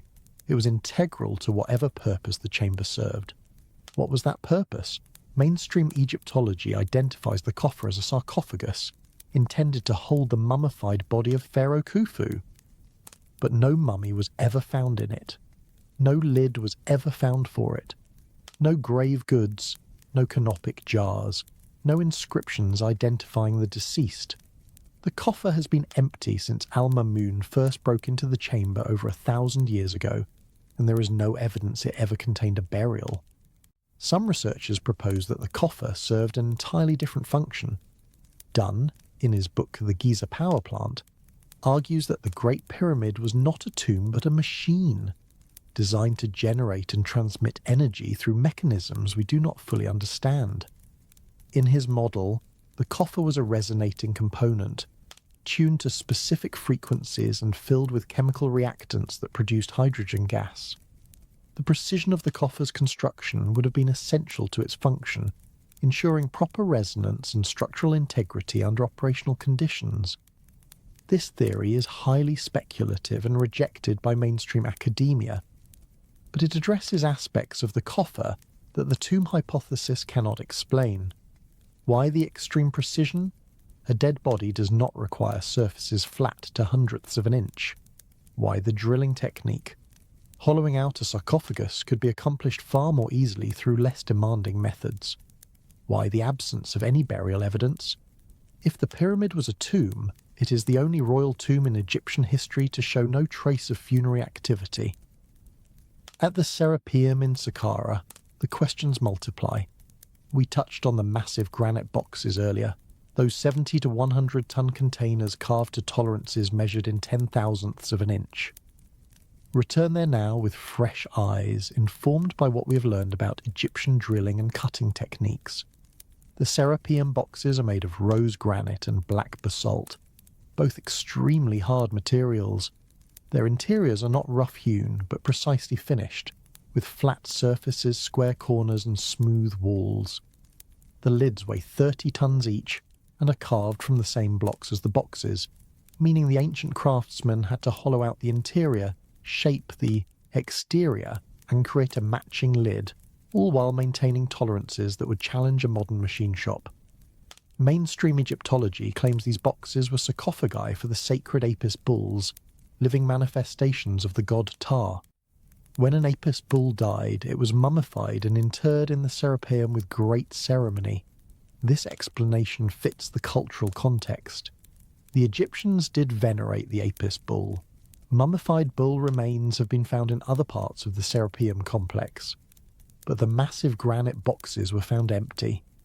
When Auguste Mariette opened them in the 1850s, using explosives because he could find no other way to lift the 30-ton lids, he found nothing inside. Not bull mummies, not grave goods, not the accumulated dust of millennia. Nothing. The boxes had either never been used for their supposed purpose, or something removed their contents with thoroughness that left no trace. The precision of the boxes argues against the burial hypothesis, for reasons similar to those we considered for the King's Chamber coffer. Mummified bulls do not require surfaces flat to 10,000ths of an inch. Religious reverence does not necessitate tolerances that modern metrology struggles to verify. The Egyptians were capable of great devotion, but they were also practical. When they built sarcophagi for human mummies, they did not achieve anything close to this precision. Why would bull coffins exceed the standards applied to divine pharaohs? Perhaps the boxes were not coffins at all. Perhaps they served some other purpose in some other context, and the dynastic Egyptians simply reused them or repurposed them as burial containers. The hieroglyphic inscriptions scratched onto some boxes, crude and shallow compared to the polished surfaces beneath them, may represent later additions by people who found the boxes already in place and sought to claim them for their own religious practices. This interpretation places the original construction of the boxes in an earlier period, before the dynastic civilization we know. It connects to the broader hypothesis of a predecessor culture, one that possessed advanced manufacturing capabilities and then vanished, leaving its works to be inherited and repurposed by later peoples.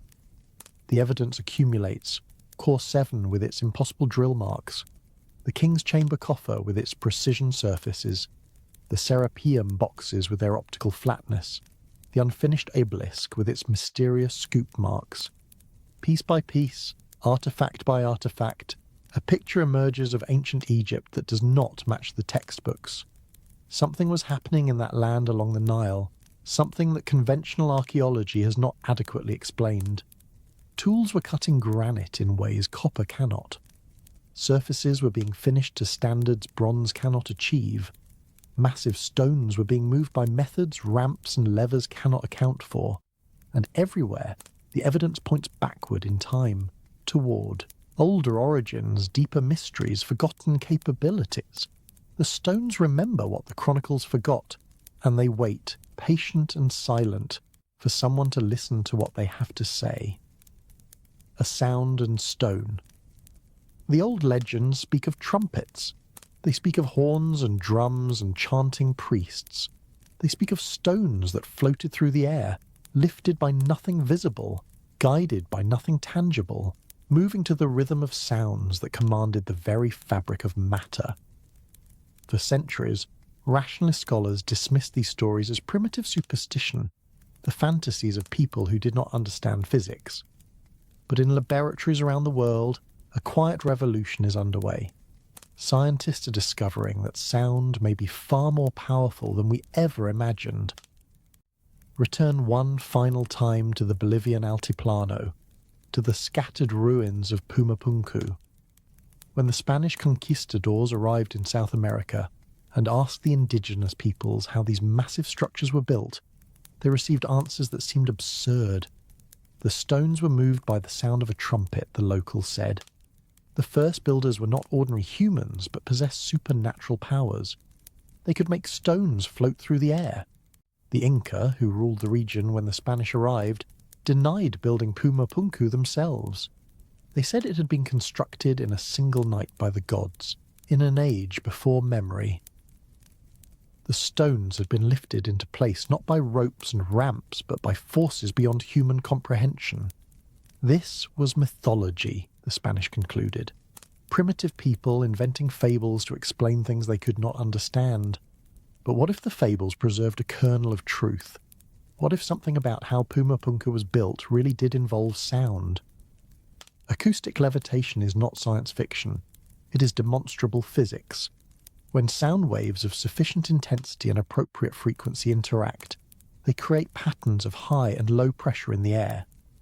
Objects placed at pressure nodes, the points where waves cancel each other out, experience reduced effective gravity. Under the right conditions, they can be suspended in mid-air, held aloft by nothing but vibrations in the atmosphere. Scientists have been experimenting with acoustic levitation since the 1930s. Early efforts could suspend only tiny droplets and particles, objects measured in millimeters and milligrams. But the technology has steadily advanced. In 2016, a joint team of researchers from the United Kingdom and Brazil successfully levitated a polystyrene ball 50 millimeters in diameter, significantly larger than the acoustic wavelength being used. This breakthrough demonstrated that the size limitation previously thought fundamental to acoustic levitation could be overcome. In 2017, researchers at the University of Bristol pushed further, developing techniques to levitate, rotate, and manipulate objects in 3 dimensions using carefully orchestrated arrays of ultrasonic speakers. Their work showed that acoustic levitation could not only suspend objects, but move them along controlled paths, all without physical contact. And in December of 2025, just weeks ago as I record this, physicists at the Institute of Science and Technology Austria announced that they had overcome another fundamental limitation of acoustic levitation. By combining sound waves with electrostatic charge, they found ways to keep multiple objects separated and stable in midair, solving problems of particle collapse that had previously limited the technique's applications. The technology is advancing rapidly. We are learning to manipulate matter with sound in ways that would have seemed magical a generation ago.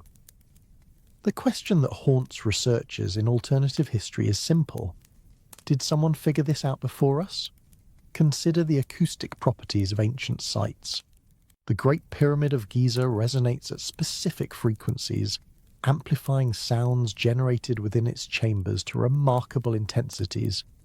The Hippodrome of Malta, an underground temple complex dating back 5,000 years, was designed with precise acoustic properties that cause certain frequencies to reverberate throughout its chambers with eerie power. The Temple of Chavandawanta in Peru contained massive conch shell trumpets, tuned to specific pitches, capable of generating sound waves that would have been experienced as physically disorienting by those inside. These are not coincidences. Ancient builders understood acoustics at a sophisticated level. They designed spaces to manipulate sound in specific ways. They knew that certain frequencies affected human consciousness, that sound could induce altered states, that resonance could be harnessed for effects we are only beginning to rediscover. Could they have pushed this knowledge further? Could they have developed acoustic technologies capable of lifting heavy objects? The physics is challenging but not impossible. To levitate a 100-ton stone using sound alone would require enormous acoustic power, far beyond what human voices or simple instruments could generate. The energy requirements would be immense. The precision of frequency control would need to be extraordinary. Any disruption in the standing wave pattern would cause the stone to fall catastrophically. But imagine a civilization that had mastered these challenges. Imagine they had developed resonant chambers or specialized instruments that could generate and focus acoustic energy with precision we have not yet achieved. Imagine they understood principles of constructive interference that allowed them to multiply the effective power of their sound sources. The result would look exactly like what the legends describe: stones floating through the air, moved by the power of trumpets and horns. The catastrophic destruction at Pumapunku might even fit this hypothesis. The blocks are scattered as if by an explosion, but there is no crater, no evidence of conventional explosive force. What if the destruction resulted from a catastrophic failure of acoustic levitation equipment? A sudden collapse of standing wave patterns holding massive stones aloft would release enormous kinetic energy as those stones fell and tumbled. The random scattering we see today might be the aftermath of such a failure. Frozen in stone for millennia. This is speculation, of course. We have no direct evidence that the builders of Pumapunku possessed acoustic levitation technology. We have no recovered devices, no technical manuals, no unambiguous depictions of the technique in use. What we have are legends that describe exactly such technology, ruins that defy conventional explanation, and modern scientific advances that demonstrate the underlying physics is sound. The legends are remarkably consistent across cultures. In addition to the Andean accounts of trumpets moving stones, we find similar stories in ancient Egypt. The Arab historian al-Masudi, writing in the 10th century AD, recorded traditions that the pyramids were built using sound. Workers placed magical papyrus inscribed with symbols beneath each stone, struck the stone with a metal rod, and watched as it floated through the air along a prepared pathway marked by metal poles. The stones travelled hundreds of cubits with each strike, settling gently at their destination. Al-Masudi was drawing on earlier sources now lost, preserving accounts that may date back to the late classical or early medieval period. By his time, the actual construction of the pyramids was already over 3,000 years in the past. He was recording legends, not eyewitness accounts. But the specificity of the description is striking. Metal rods and metal poles suggest some kind of technological apparatus. The magical papyrus might represent inscriptions or tuning marks that calibrated the acoustic equipment. The floating stones match exactly what we would expect from advanced acoustic levitation. In Tibet, similar legends describe the construction of temples and monasteries using sound. One account, recorded by a Swedish aircraft designer named Henry Kelson, who visited Tibet in the 1930s, describes monks using drums and trumpets to levitate massive stones up a cliff face.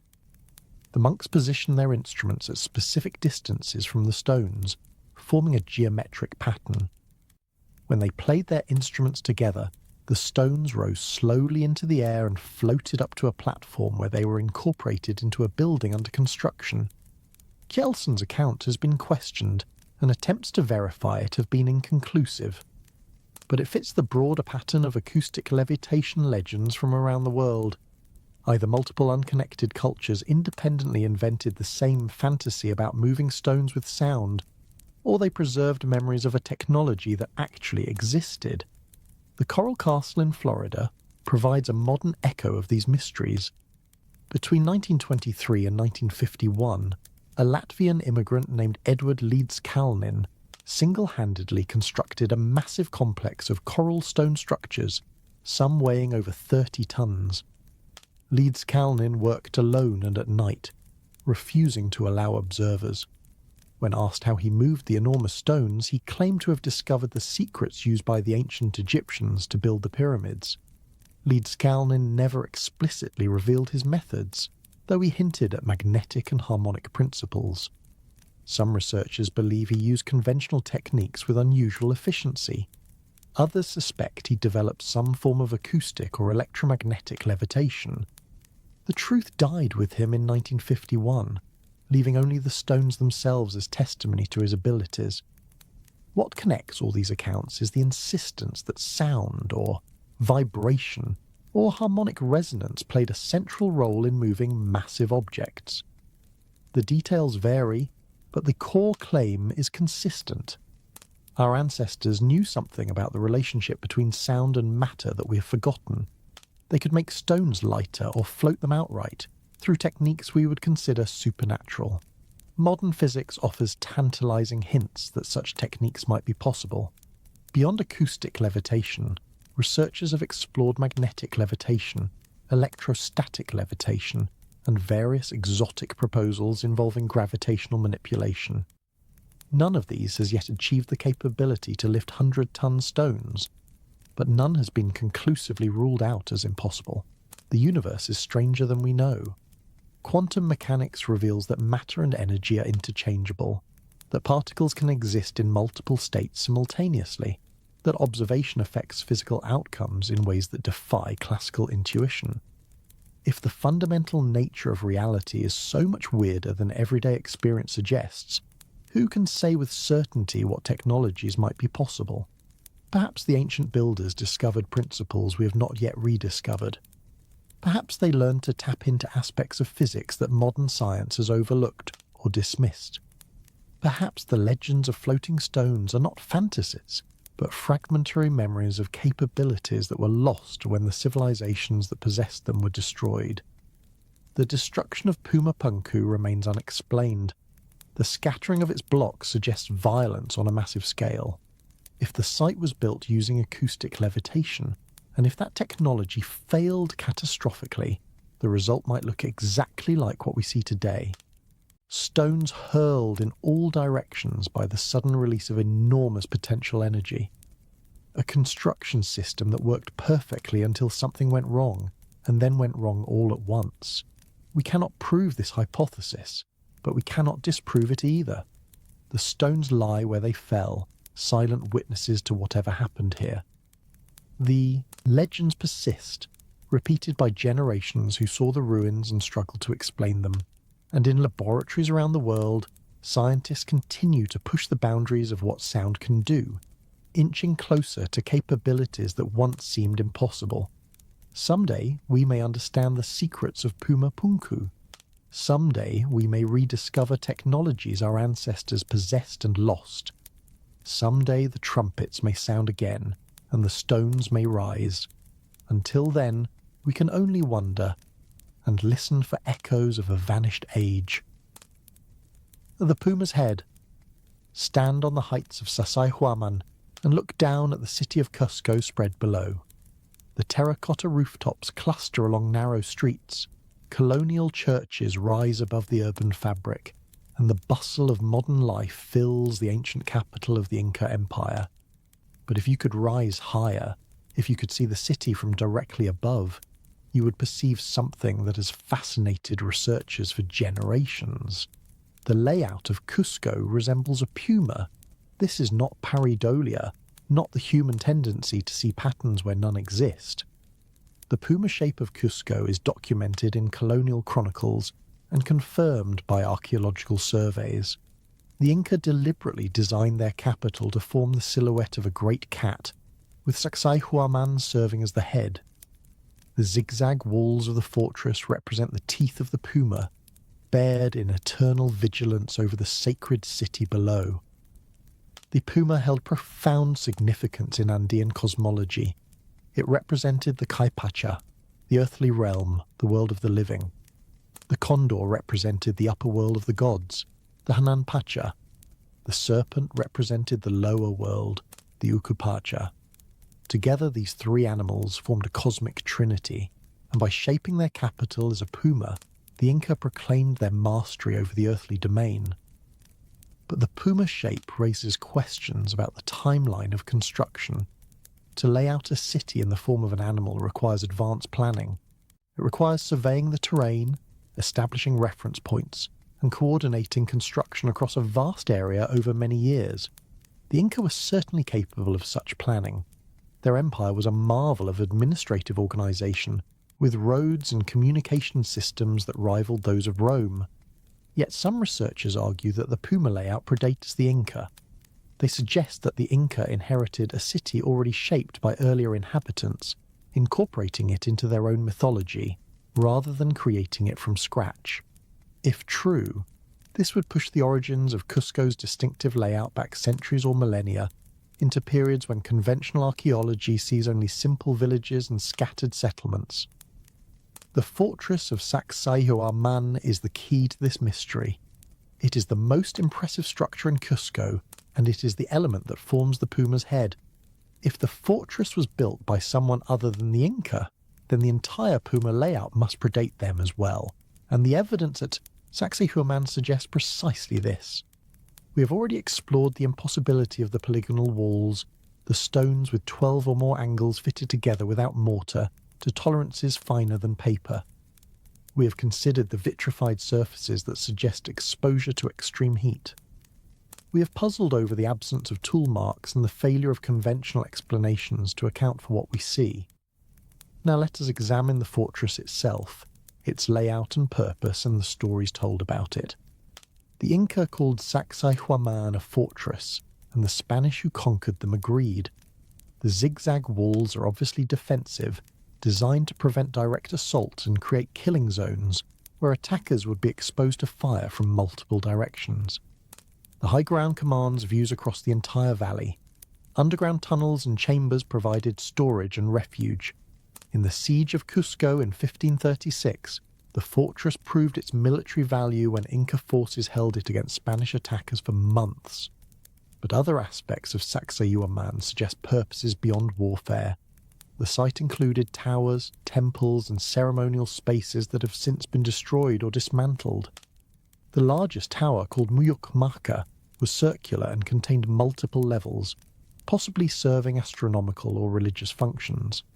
The esplanade in front of the walls hosted the Inti Raymi, the Festival of the Sun, one of the most important ceremonies in the Inca calendar. Spanish chroniclers described Sacsayhuaman as containing fabulous treasures, golden statues, and elaborate decorations that were stripped and melted down after the conquest.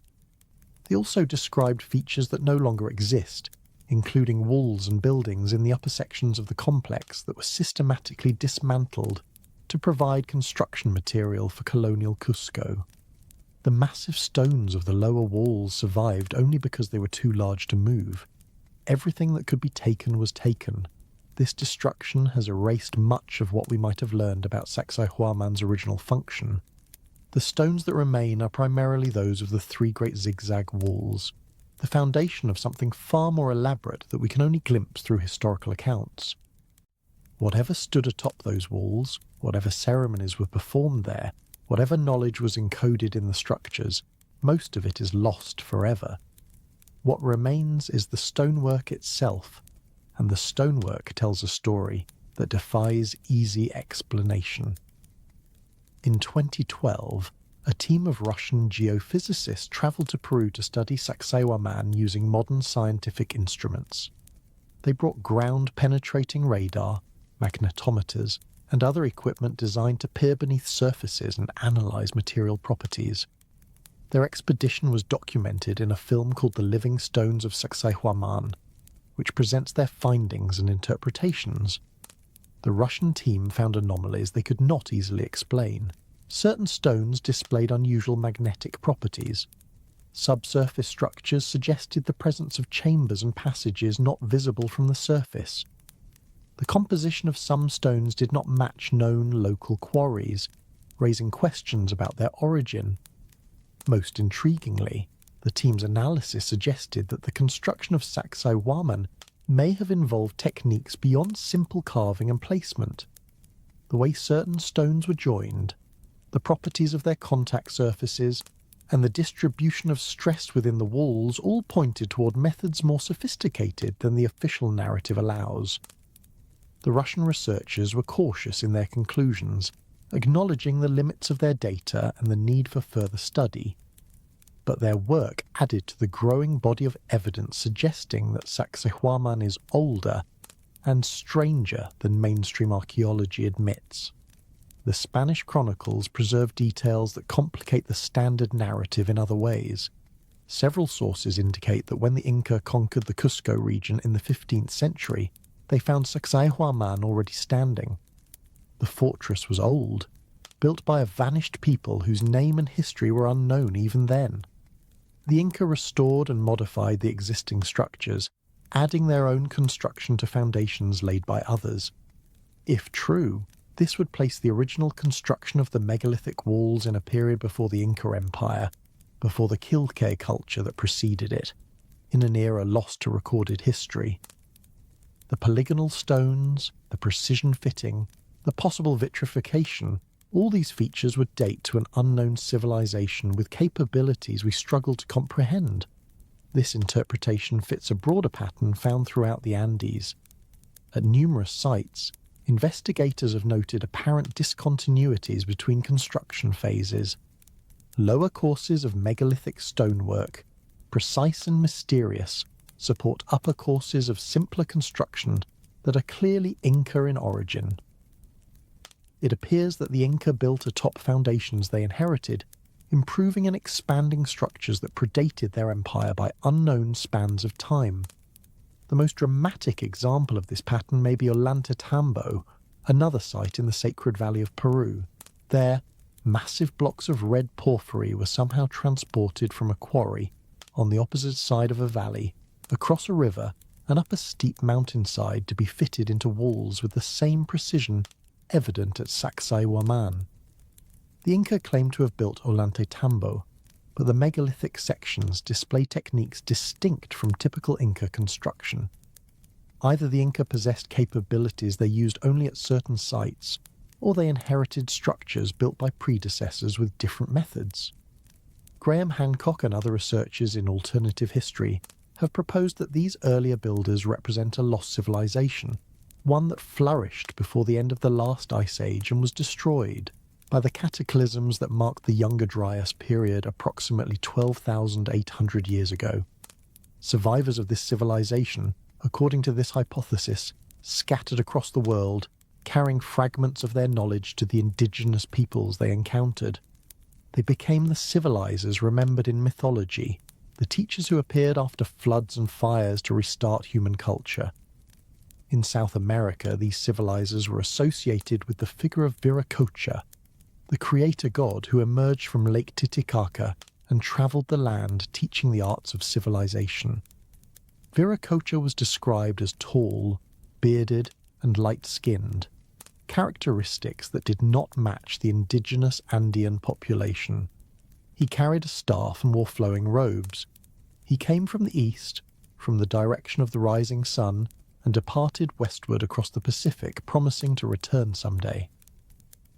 The Viracocha myths may preserve memories of contact with an unknown people who arrived after some great catastrophe, bringing knowledge and technology that elevated local cultures to new heights. Sacsayhuaman and the Puma city of Cusco would then represent the legacy of this contact, structures built with techniques taught by visitors from a vanished world. This is hypothesis, not established fact. The evidence is circumstantial, the interpretations contested, the timeline uncertain.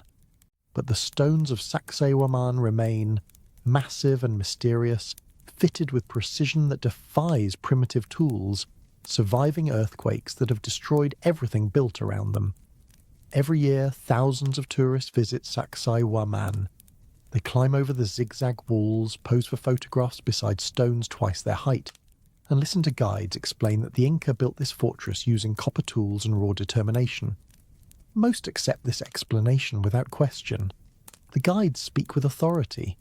The story is simple and satisfying. But look closer. Touch the stones where they meet, where surfaces join without gap or seam. Consider the 12 angles on a single block face, each carved to match its neighbours in 3 dimensions. Think about what it would take to achieve such precision using the tools supposedly available. Then ask yourself whether the official story accounts for what you see. The Puma guards its secrets. Sacsayhuaman watches over Cusco as it has for centuries or millennia, patient and enigmatic. The questions it raises do not stay confined to the Andes. They spread across oceans and continents, connecting to similar mysteries in distant lands. Because if the builders of Sacsayhuaman possessed capabilities we cannot explain, they were not alone. Similar precision appears in ancient Egypt. Similar precision appears at Pumapunku. Similar stonework, similar techniques, similar impossibilities are scattered around the globe, as if following some template written in a language we have forgotten. A global pattern is emerging from the evidence, and the pattern demands a global explanation. The global pattern. We have travelled far in this journey, from the windswept plateau of Pumapunku to the zigzag walls of Sacsayhuaman, from the granite quarries of Aswan to the underground chambers of Saqqara. Across continents and millennia, we have encountered the same impossible precision, the same unexplained techniques, the same silent testimony in stone that our ancestors achieved things we cannot replicate. Now it is time to step back, to see the pattern that connects these scattered sites, to ask whether coincidence can explain what we have found, or whether something deeper links the precision stonework of the ancient world. Begin with the technique of polygonal masonry. Those irregular, multi-angled blocks fitted together without mortar, seams so tight that paper cannot penetrate them. We found this at Sacsayhuaman in Peru. We found it in the walls of Cusco and at Ollantaytambo in the Sacred Valley. But polygonal masonry does not end in South America. Travel to Japan, to the castle walls of Edo period fortifications. There you will find stones cut with multiple angles and fitted together with the same impossible precision. The technique is called kirikomihagi, and Japanese stonemasons achieved results remarkably similar to their Andean counterparts, despite being separated by the entire Pacific Ocean and thousands of years of history. Travel to Greece, to the ancient citadel of Mycenae. The Lion Gate and the treasury of Atreus display polygonal masonry dating back over 3,000 years. The stones are not as large as those at Sacsayhuaman, but the fitting technique is unmistakably similar. Travel to Turkey, to the ancient site of Hattusa, capital of the Hittite Empire. The city walls incorporate polygonal masonry alongside other construction techniques. Travel to Lebanon, to the massive foundation stones at Baalbek, where blocks weighing over 1,000 tons were quarried, transported, and precisely fitted into structures that remained standing after millennia of earthquakes. Travel to Easter Island in the middle of the Pacific Ocean, one of the most isolated places on Earth. The platforms that once supported the famous Moai statues display fitted stonework that echoes the precision found at sites on distant continents. The distribution is remarkable. Polygonal masonry appears in South America, North America, Europe, Asia, Africa, and Oceania. It appears in cultures with no known contact, in periods separated by thousands of years. Either this technique was independently invented multiple times by unconnected peoples, or it spread from some common source we have not identified. Independent invention is certainly possible. Human beings facing similar problems often develop similar solutions. The arch was invented independently in multiple cultures. Agriculture arose independently in several regions. Perhaps polygonal masonry is simply an obvious approach to building, stable walls in earthquake-prone areas, discovered wherever the need arose. But the precision argues against independent invention. It is one thing to stack irregular stones together. It is another to shape them with 12 or more angles and fit them with tolerances measured in fractions of millimeters. The latter requires not just the concept but the capability, tools and techniques sophisticated enough to achieve what simple trial and error cannot. Consider the metal clamps we discussed earlier. At Pumapunku, recesses show where molten metal was poured to bond adjacent stones. The same technique appears at Delphi in Greece, at Angkor Wat in Cambodia, at sites in Egypt and throughout the ancient Mediterranean. The shape of the clamps is remarkably consistent, suggesting not just similar function but similar design principles. If multiple cultures independently develop the idea of joining stones with metal clamps, we might expect variation in the implementation. Different shapes, different metals, different pouring techniques reflecting local conditions and preferences. Instead, we find consistency, as if following a template or a standard. The numbers encoded in ancient monuments add another layer to the pattern. Precession is the slow wobble of Earth's axis, a cycle that takes approximately 25,920 years to complete. This period divided by 360 degrees gives 72 years per degree of precessional shift. The number 72, and its multiples and factors, appears throughout ancient mythology and architecture in ways that seem far beyond coincidence. In Egyptian myth, Osiris was killed by a conspiracy of 72 plotters. In Hindu cosmology, the great cycles of time involve multiples of 72. In Norse mythology, Valhalla has 540 doors, which is 72 times 7.5. The Maya calendar incorporates precessional numbers, so do the dimensions of the Great Pyramid, which encodes not only pi, but relationships to precession that should not appear in a tomb built by people supposedly ignorant of such astronomical subtleties. Graham Hancock has documented dozens of these correspondences in his books, arguing that they represent a deliberate encoding of astronomical knowledge passed down from a lost civilization. The builders of the ancient monuments, in this view, understood precession and embedded references to it in their structures as a message to future generations who might decode their meaning. This hypothesis is controversial. Skeptics argue that with enough monuments and enough numbers, coincidental patterns will inevitably appear. They accuse Hancock and similar researchers of cherry-picking data that supports their conclusions while ignoring contradictory evidence. The debate continues, unresolved and perhaps unresolvable with current data. But the precision stonework does not depend on numerical arguments. It exists physically, measurably, undeniably. The drill cores with their impossible feed rates, the granite boxes with their optical flatness, the polygonal walls with their hairline joints, these are not interpretations subject to scholarly dispute. They are artifacts that can be examined, measured, and verified by anyone with the appropriate instruments. The conventional explanation for these artifacts invokes patient craftsmanship over long periods, using simple tools with extraordinary skill. Given enough time and enough workers, the argument goes, almost anything is achievable. The pyramids were built by 20,000 workers over 20 years. Sacsayhuaman was built by 30,000 workers over 60 years. The precision we admire is simply the result of dedication we can barely imagine. This explanation has merit. Human beings are capable of remarkable things when motivated and organized. The medieval cathedrals of Europe took generations to build, with craftsmen devoting entire lives to projects they would never see completed. The ancient world was not lacking in ambition or patience, but the explanation fails on specific technical grounds. Copper cannot cut granite, no matter how patient the craftsman. Pounding with stone hammers cannot produce surfaces flat to 10,000ths of an inch. The physics of abrasive drilling does not permit feed rates 50 times faster than modern diamond tools achieve. These are not matters of opinion, but of material science, as demonstrable today as they were in antiquity. Something else was happening.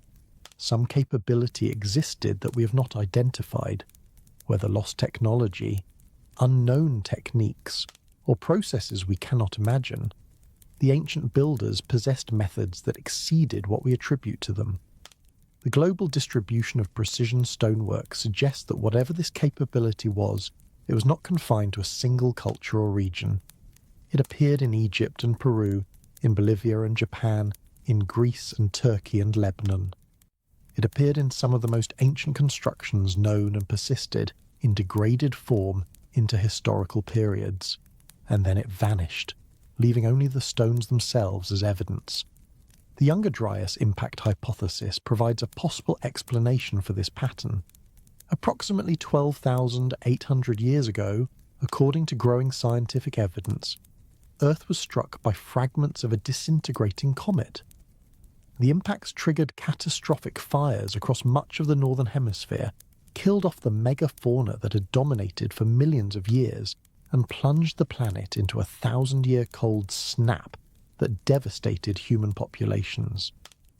If an advanced civilization existed before this catastrophe, it would have been destroyed. Its cities would have been burned, flooded, or buried. Its population would have been decimated. The survivors would have scattered, carrying fragments of knowledge but lacking the infrastructure to maintain complex technologies. Over millennia, these survivors and their descendants might have preserved certain techniques while losing others. They might have built structures that echoed the precision of their ancestors without achieving identical results. They might have passed down myths and legends about the great civilization that preceded them, stories that would eventually become the flood myths and civilizer legends found in cultures around the world. The precision stonework we observe today might represent the highest achievements of this post-catastrophe rebuilding. Sites like Pumapunku and the Giza Plateau might have been constructed by people who still retained significant capabilities, knowledge preserved from before the cataclysm. Later sites, like the Inca constructions built atop earlier foundations, might represent further degradation, cultures working with inherited structures they could not replicate. This hypothesis is speculative, the evidence is circumstantial, but it accounts for patterns that conventional archaeology struggles to explain. The global distribution of similar techniques, the apparent priority of the most precise construction, the legends of catastrophe and civilizers found in cultures worldwide, the encoded astronomical knowledge suggesting awareness of precession over cycles far longer than any historical civilization could have observed. The stones cannot tell us their full story.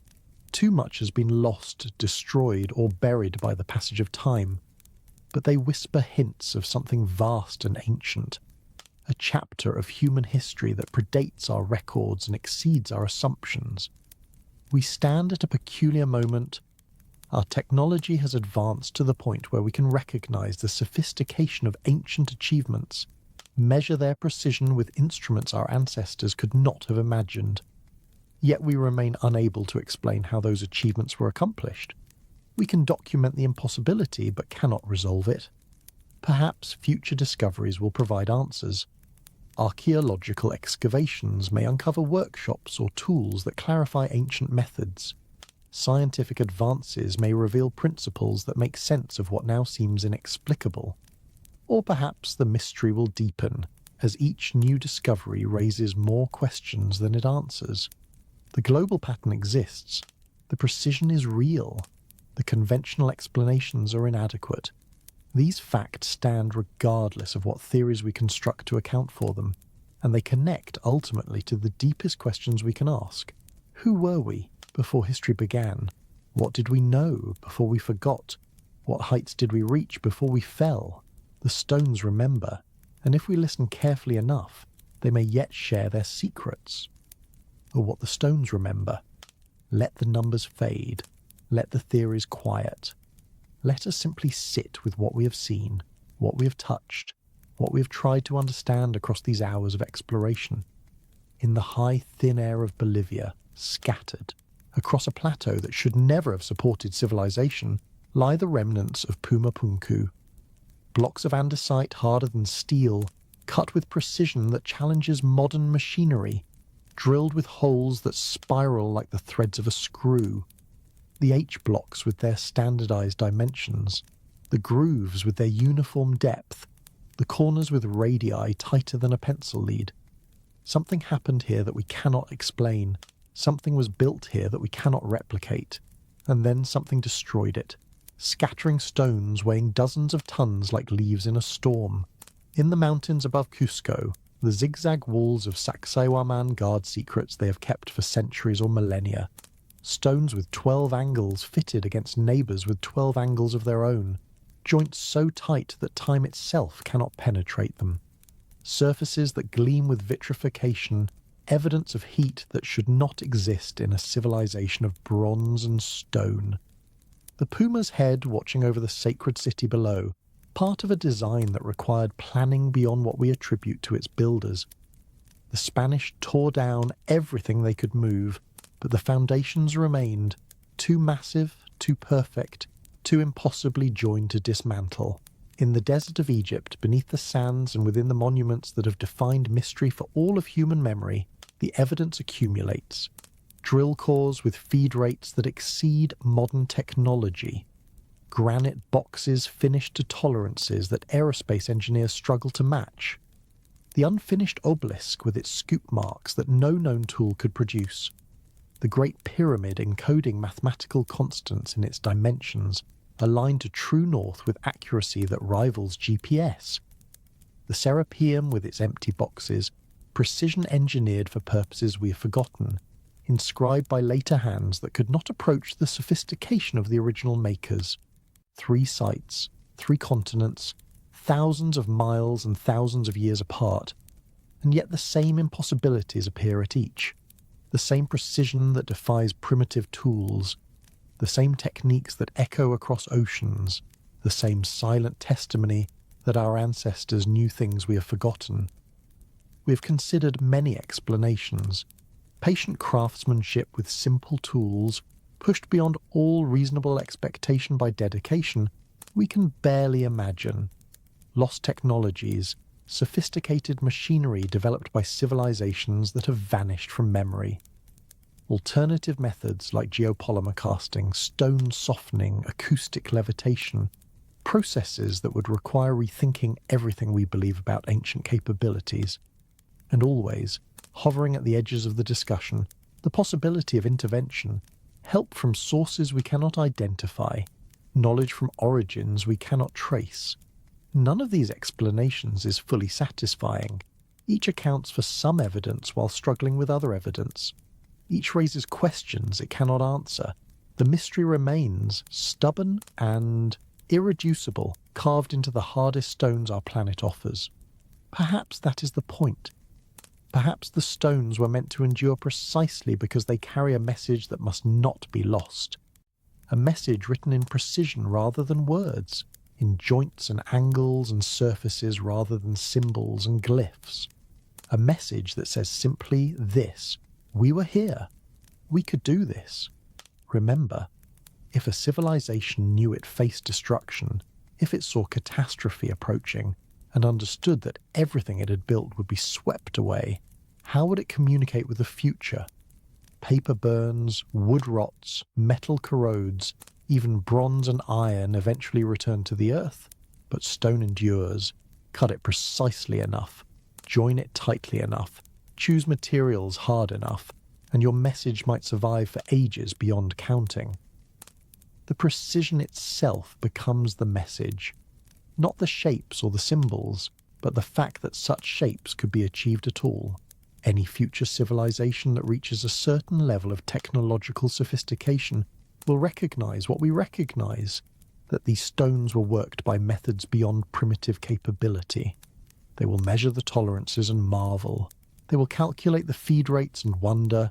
They will stand before the walls and the blocks and the boxes and know, beyond any doubt, that something remarkable preceded them. This is what the stones remember. Not the names of the builders, not the dates of construction, not the purposes of the monuments. Those details are lost, perhaps forever. What remains is the evidence of capability, the proof that such things were possible, the demonstration that humanity, or something like humanity, once achieved what we now struggle to comprehend. And perhaps that is enough. Perhaps the most important message is simply that progress is not linear, that civilizations can rise and fall and rise again, that knowledge can be gained and lost and gained once more, that the assumption of continuous advancement, each generation building on the last in an unbroken chain from primitive to sophisticated, is not the only story the evidence supports. We live in an age of remarkable achievement. We have walked on the moon and sent probes beyond the solar system. We have split the atom and sequenced the genome. We have built machines that think and networks that span the globe. It is tempting to believe that we stand at the pinnacle of human accomplishment, that everything before us was preparation for this moment. But the stones suggest otherwise. The drill cores with their impossible feed rates, the boxes with their optical flatness, the walls with their perfect joints. These are not the products of primitive cultures stumbling toward enlightenment. They are the achievements of people who, in at least some respects, exceeded what we can do today. This should not threaten us. It should inspire us. If our ancestors achieved such things, then achievement is in our nature. If capabilities can be developed once, they can be developed again. The stones are not monuments to despair, but to possibility.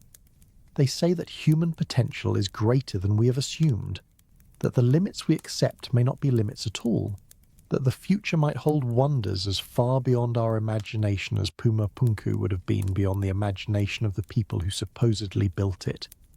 The mysteries will not be solved tonight. You will drift into sleep with questions unanswered, with puzzles unresolved, with the image of perfect stone surfaces floating behind your closed eyes. That is as it should be. Mystery is not the enemy of knowledge, but its companion. The questions we cannot answer drive us to learn more, discover more, become more than we were. Tomorrow the sun will rise over the Altiplano of Bolivia, illuminating the scattered blocks of Puma Punku as it has for countless mornings past. It will climb the mountains of Peru and gild the zigzag walls of Sacsayhuaman, warming stones that have stood since before recorded history began. It will cross the Atlantic and paint the pyramids of Giza in shades of gold and rose, casting shadows from monuments that have watched over the desert for millennia. And in that light, the stones will keep their vigil, patient, silent, waiting for someone to finally understand what they have been trying to tell us all along. We have come so far together, you and I, through ancient quarries and underground chambers, across oceans of time and space, into the heart of mysteries that have fascinated humanity for generations. Thank you for travelling with me. Thank you for listening, for wondering, for allowing yourself to question what you thought you knew. If this journey has resonated with you, consider subscribing to join future explorations. Leave a like if you found value in these hours we've shared, and in the comments, share your thoughts. What questions do these stones raise for you? What explanations seem most compelling? What mysteries would you like to explore next? The universe is vast and strange, filled with wonders we've barely begun to discover. Some of those wonders lie in the depths of space, in galaxies billions of light years away, but others lie much closer, in the stones beneath our feet, in the monuments our ancestors left behind, in the evidence of capabilities we have forgotten how to exercise. There is so much still to learn, so many questions still to ask, so many mysteries still to unravel. Until next time, rest well. Let your mind wander through the corridors of ancient temples, along the walls of forgotten fortresses, into the chambers beneath the pyramids. Dream of stones that fit without mortar. Dream of surfaces polished to optical perfection. Dream of a past more sophisticated than we have been taught to believe. The stones remember, and now, in some small way, so do you. Good night. Please note that while this video explores various theories and possibilities about ancient construction, the mainstream archaeological consensus attributes these sites to the civilizations traditionally associated with them, using the tools and methods known to have existed at the time. The alternative hypotheses presented here represent minority viewpoints in the academic community. We encourage viewers to explore multiple perspectives and draw their own conclusions based on the available evidence.